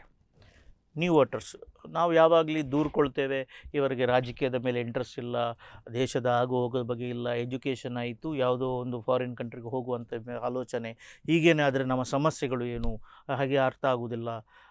ಬಟ್ ಹಿಂದಿನ ಚರ್ಚೆಯಲ್ಲಿ ನೀವು ಹೇಳಿದ್ರಿ, ದೇ ಆರ್ ಇಂಟ್ರೆಸ್ಟೆಡ್. ಯಾಕೆಂದರೆ ಪರ್ಸೆಂಟೇಜ್ ಆಫ್ ವೋಟಿಂಗ್ ಅದು ಜಾಸ್ತಿ ಆಗ್ತದೆ. ಈಗ ಈ ಅಭ್ಯರ್ಥಿಗಳು ಸ್ವಲ್ಪ ಹಳಬರಂತ ಇಟ್ಕೊಳ್ಳುವ, ಸರಿ, ಖಂಡಿತ ಏಜ್ನಲ್ಲಿ, ಇದರಲ್ಲಿ ಅನುಭವದಲ್ಲಿ ಎಲ್ಲ ನಾವು ಯುವಕರಿಗೆ ಸ್ಥಾನ ಕೊಡಬೇಕು, ಯುವಕರನ್ನು ಮುಂದೆ ತರಬೇಕು, ಯುವಕರಿಗೆ ಅವಕಾಶ ಕೊಡಬೇಕು ಅಂತ ಹೇಳ್ತಿದ್ದೇವೆ. ನಾವು ಯಾಕೆ ಅಭ್ಯರ್ಥಿಗಳನ್ನು ಸೆಲೆಕ್ಟ್ ಮಾಡುವಾಗ in spite of any parties, in spite of any state or district, Chikkamagaluru, Udupi ಅಂತ ಇಟ್ಕೊಳ್ಳೋದು ಬೇಡ, ಸರಿ, ಯಾಕೆ ಯುವಕರಿಗೆ ಅವಕಾಶವನ್ನು ಕೊಡ್ತಾ ಇಲ್ಲ? ಸಂವಿಧಾನ ಕೊಡ್ತಾ ಇದೆ. ನಿಮ್ಮ ಎಲಿಜಿಬಿಲಿಟೀಸನ್ನು ನೋಡಿಕೊಳ್ಳುವಾಗ 35 ವರ್ಷ ರಾಷ್ಟ್ರಪತಿ ಆಗ್ಬೋದು, ಕರೆಕ್ಟ್, ಯಾಕೆ ಕೊಡ್ತಾ ಇಲ್ಲ? ಆ್ಯಸ್ ಎ ಪ್ರೊಫೆಸರ್ ಹೇಳಿ. ಎಸ್, ಅಂದರೆ ಒಂದು ಓಲ್ಡ್ ಇಸ್ ಗೋಲ್ಡ್. ಒಂದು ಓಲ್ಡ್ ಇಸ್ ಗೋಲ್ಡ್ ಅಂದರೆ ಒಂದು ರಾಜಕೀಯ ಅನುಭವದಿಂದ ಕೊಟ್ಟಿರ್ಬೋದು ಇವರಿಗೆ, ಅದು ಬೇರೆ. ಆದರೆ ಅಟ್ಲೀಸ್ಟ್ ಒಂದು 25-30% ಯುವಕರಿಗೂ ಕೊಡಬೇಕು. ಕೆಲವು ಕೊಟ್ಟಿದ್ದಾರೆ, ಕೆಲವು ಪಕ್ಷದವರು ಕೊಟ್ಟಿದ್ದಾರೆ, ಕೊಡಲಿಲ್ಲ ಅಂತ ಹೇಳ್ತಾ ಇಲ್ಲ. ಆದರೆ ಏನಾಗುತ್ತೆ, ಕೆಲವು ಕೊಡುವಾಗ ಅವರವರ ರಾಜಕೀಯ ಪಕ್ಷ, ಉದಾಹರಣೆಗೆ ನಾನು ಮಿನಿಸ್ಟರ್ ಆಗಿ ಹೋಗ್ತಾ ಇದ್ದೆ, ನನ್ನ ಮಗನಿಗೆ ನಾನು ಕೊಡುವುದು. ವಂಶಾವಳಿ ಆಗಬಾರ್ದು. ಯಂಗ್ಸ್ಟರ್ಸ್ ಅಂತ ಹೇಳಿದರೆ ಇದು ವಂಶಾವಳಿ ಆಗಬಾರ್ದು. ಎಲ್ಲ ರಾಜ್ಯ ಪಕ್ಷದ ಎರಡು ಪಕ್ಷದವರು ಅದೇ. ಅಂದ್ರೆ ಫಿಲ್ಮ್ ಸ್ಟಾರ್ ಮಗ ಫಿಲ್ಮಿಗೆ ಬರಬೇಕಲ್ವಾ, ರಾಜಕೀಯ ನಾನು ಮಂತ್ರಿ ಆಗಿದ್ದೇನೆ, ನಾನು ಇನ್ನು ಮುಂದೆ ಕಂಟೆಸ್ಟ್ ಮಾಡೋದು ಅಂದ್ರೆ ನನ್ನ ಮಗನಂತ ಒಂದು ಕೋರ್ಸ್. ಅಂದ್ರೆ ನಾನು ಯಾಕೆ ಕೇಳಿದ್ರೆ, ಸಾರ್ವತ್ರಿಕವಾಗಿ ಒಂದು ಎಬಿಲಿಟಿ ಇರುವಂತ, ಪಕ್ಷದಲ್ಲಿ ತೊಡಗಿಸ್ಕೊಂಡಿರುವಂಥ, ಸಾಮಾಜಿಕ ಕಾಳಜಿ ಇರುವಂಥ ವ್ಯಕ್ತಿಗಳನ್ನು ಯಂಗ್ಸ್ಟರ್ಸ್ ಇದ್ದಾರೆ, ಅವ್ರಿಗೆ ಅವಕಾಶ ಮಾಡಿ ಕೊಡಬೇಕು ನೀವು. ಯಾಕೆ ಕೇಳಿದರೆ, ಒಂದು ಮುಖ್ಯವಾಗಿ ಪಕ್ಷ ಅವರು ಅಂಥವ್ನು ಬೆಳೆಸಬೇಕಾಗತ್ತೆ. ಕರೆಕ್ಟ್, ಸಂಘಟನೆಯಲ್ಲಿ ಬೆಳೆಸ್ಕೊಳ್ಬೇಕಾಗತ್ತೆ, ಅವು ಕೊಡಬೇಕು. ಆದರೆ ಪರ್ಸೆಂಟೇಜ್ ತುಂಬ ಕಡಿಮೆ ಇದೆ. ಈಗ ನೋಡಿದರೆ ರಿಟೈರ್ಡ್ ಅಂತ ಹೇಳಿದರೆ 60-70 ಮೇಲಿನವರೇ ಜಾಸ್ತಿ ಕಂಟೆಸ್ಟ್ ಮಾಡ್ತಾ ಇದ್ದಾರೆ. ಕೊಡಲೇಬೇಕಾಗತ್ತೆ. ಯಾಕೆ ಹೇಳಿದ್ರೆ, ಯಾವಾಗಲೂ ದೇಶ ನೋಡುವಂಥದ್ದು ಹೆಚ್ಚು ಯುವಕರ ಮೇಲೆ, ಯುವತಿಯರ ಮೇಲೆ ಅಂತ ನಿರೀಕ್ಷೆ ಇದೆ. ನೋಡೋಣ, ಸಾಕಷ್ಟು ಮಟ್ಟಿಗೆ ಎಷ್ಟು ಜನ ನೀವು ವಿನ್ ಮಾಡ್ತೀರ ಅನ್ನೋದು ಮುಖ್ಯ ಆಗುತ್ತೆ. ಯಾಕೆ ನಿಲ್ಲಿಸೋದು ಮುಖ್ಯ ಅಲ್ಲ. ನಿಮ್ಮಂಥ ಮತದಾರರು, ಹಳೆ ಮತದಾರರು ಇವ್ರನ್ನ ಲೈಕ್ ಮಾಡ್ತಾರ? ಅದು ಬೇಕಲ್ವಾ? ಯಂಗ್ಸ್ಟರ್ಸ್ ನಿಂತಿದ್ದೀರಿ, ಅದು ಬೇಕಾಗತ್ತೆ. ಯಾಕೆ ಕೇಳಿದ್ರೆ ಆ ರೀತಿಯ ಕೊನೆಯ ಪ್ರಶ್ನೆ. ಸರಿ, 30 ಸೆಕೆಂಡ್ನ ಪ್ರಶ್ನೆ. ಓಕೆ, ನಿಮ್ಮ ಉತ್ತರ ಕೊಡ್ಲಿಕ್ಕೆ 30 ಸೆಕೆಂಡ್. ಸರಿ ಸರಿ. ಈ ಚುನಾವಣೆಯಲ್ಲಿ 2024 ಲೋಕಸಭಾ 18 ಚುನಾವಣೆಯಲ್ಲಿ ಕರಾವಳಿಯಲ್ಲಿ ಉಡುಪಿ ಚಿಕ್ಕಮಗಳೂರು ಕ್ಷೇತ್ರದಲ್ಲಿ ಹಿಂದುತ್ವ ಅಜೆಂಡಾ ವರ್ಕೌಟ್ ಆಗುತ್ತಾ? ಅಂದರೆ ಒಂದು ಕಾಣುತ್ತೆ, ಹಿಂದುತ್ವ ವರ್ಕೌಟ್ ಆಗತ್ತೆ ಅಂತ ಹೇಳಿಕಲ್ಲ, ಅಭಿವೃದ್ಧಿಯೂ ಕೂಡ ಬರ್ಬೋದು, ಮುನ್ನೆಲೆಗೆ ಬರ್ಬೋದು. ಸೊ ಮತ್ತು ಅಭ್ಯರ್ಥಿಗಳು ಕೂಡ ಅವರ ಸಾಮರ್ಥ್ಯವನ್ನು ಅಳಿಲಿಕ್ಕೆ ಒಂದು ಅವಕಾಶ ಕೂಡ ಇಲ್ಲಿ ಇದೆ. ಬರೀ ಹಿಂದುತ್ವ ಅಂತ ಹೇಳಿ ಅದು ಪೂರ್ತಿಯಾಗಿ ಬರ್ಬೋದು, ಸಟನ್ ಪರ್ಸೆಂಟೇಜ್ ಬರ್ಬೋದು, ಬಿಟ್ಟರೆ ಪೂರ್ತಿಯಾಗಿ ಬರುತ್ತೆ ಅಂತ ಹೇಳಿಕ್ಕಾಗೋದಿಲ್ಲ. ಮೊದಲಿಗೆ ಅಭ್ಯರ್ಥಿತನದ ಬಗ್ಗೆ ಈ ಹಿಂದಿನ ಚುನಾವಣೆಗಳಷ್ಟು ಬರಲಿಕ್ಕಿಲ್ಲ ಅಂತ ನನಗನ್ಸುತ್ತೆ. ಖಂಡಿತ. ಆತ್ಮೀಯ ವೀಕ್ಷಕರೇ, ಇದು ಲೋಕಸಮರ. ಇವತ್ತು ಇಬ್ಬರು ಕೈ ಪಕ್ಷ ಅಂದರೆ ಹಸ್ತ ಕಾಂಗ್ರೆಸ್ ಪಕ್ಷದಿಂದ ಮತ್ತು BJP ಪಕ್ಷದಿಂದ ನಾಮಪತ್ರವನ್ನು ಸಲ್ಲಿಸಿದ್ದಾರೆ. ಅವರ ಮುಂದೆ ಇರುವಂಥ ಸವಾಲುಗಳು, ಈ ಕ್ಷೇತ್ರದ ಜನರಿಗಿರುವಂಥ ನಿರೀಕ್ಷೆಗಳು ಮತ್ತು ಚುನಾವಣೆಯ ಪ್ರಕ್ರಿಯೆ ಹೇಗೆ ನಡೀತದೆ ಎಂಬುದಾಗಿ ಬಹಳ ವಿಸ್ತಾರವಾಗಿ ಪ್ರೊಫೆಸರ್ ಕುಲಕರ್ಣಿ ಸುರೇಂದ್ರ ಶೆಟ್ಟಿ ಅವರು ನಮಗೆ ತಿಳಿಸ್ಕೊಟ್ಟಿದ್ದಾರೆ. ಸರ್, ಸ್ಟುಡಿಯೋಗೆ ಬಂದು ನಮಗೆ ಕೂಡ ವಿಷಯವನ್ನು ಕೊಟ್ಟಿದ್ದಕ್ಕೆ ಧನ್ಯವಾದ ಹೇಳ್ತಿದ್ದೇನೆ. ಆತ್ಮೀಯ ವೀಕ್ಷಕರೇ, ಇದು ಇಂದಿನ ಲೋಕಸಮರ. ಮುಂದಿನ ಲೋಕಸಮರದಲ್ಲಿ ಮತ್ತೆ ಭೇಟಿಯಾಗೋಣ. ನಿರಂತರ ಸುದ್ದಿ ಮತ್ತು ಮನೋರಂಜನೆಗೋಸ್ಕರ ನೋಡ್ತಾ ಇರಿ ದೈಜಿ ವರ್ಲ್ಡ್ 247. ನಮಸ್ಕಾರ.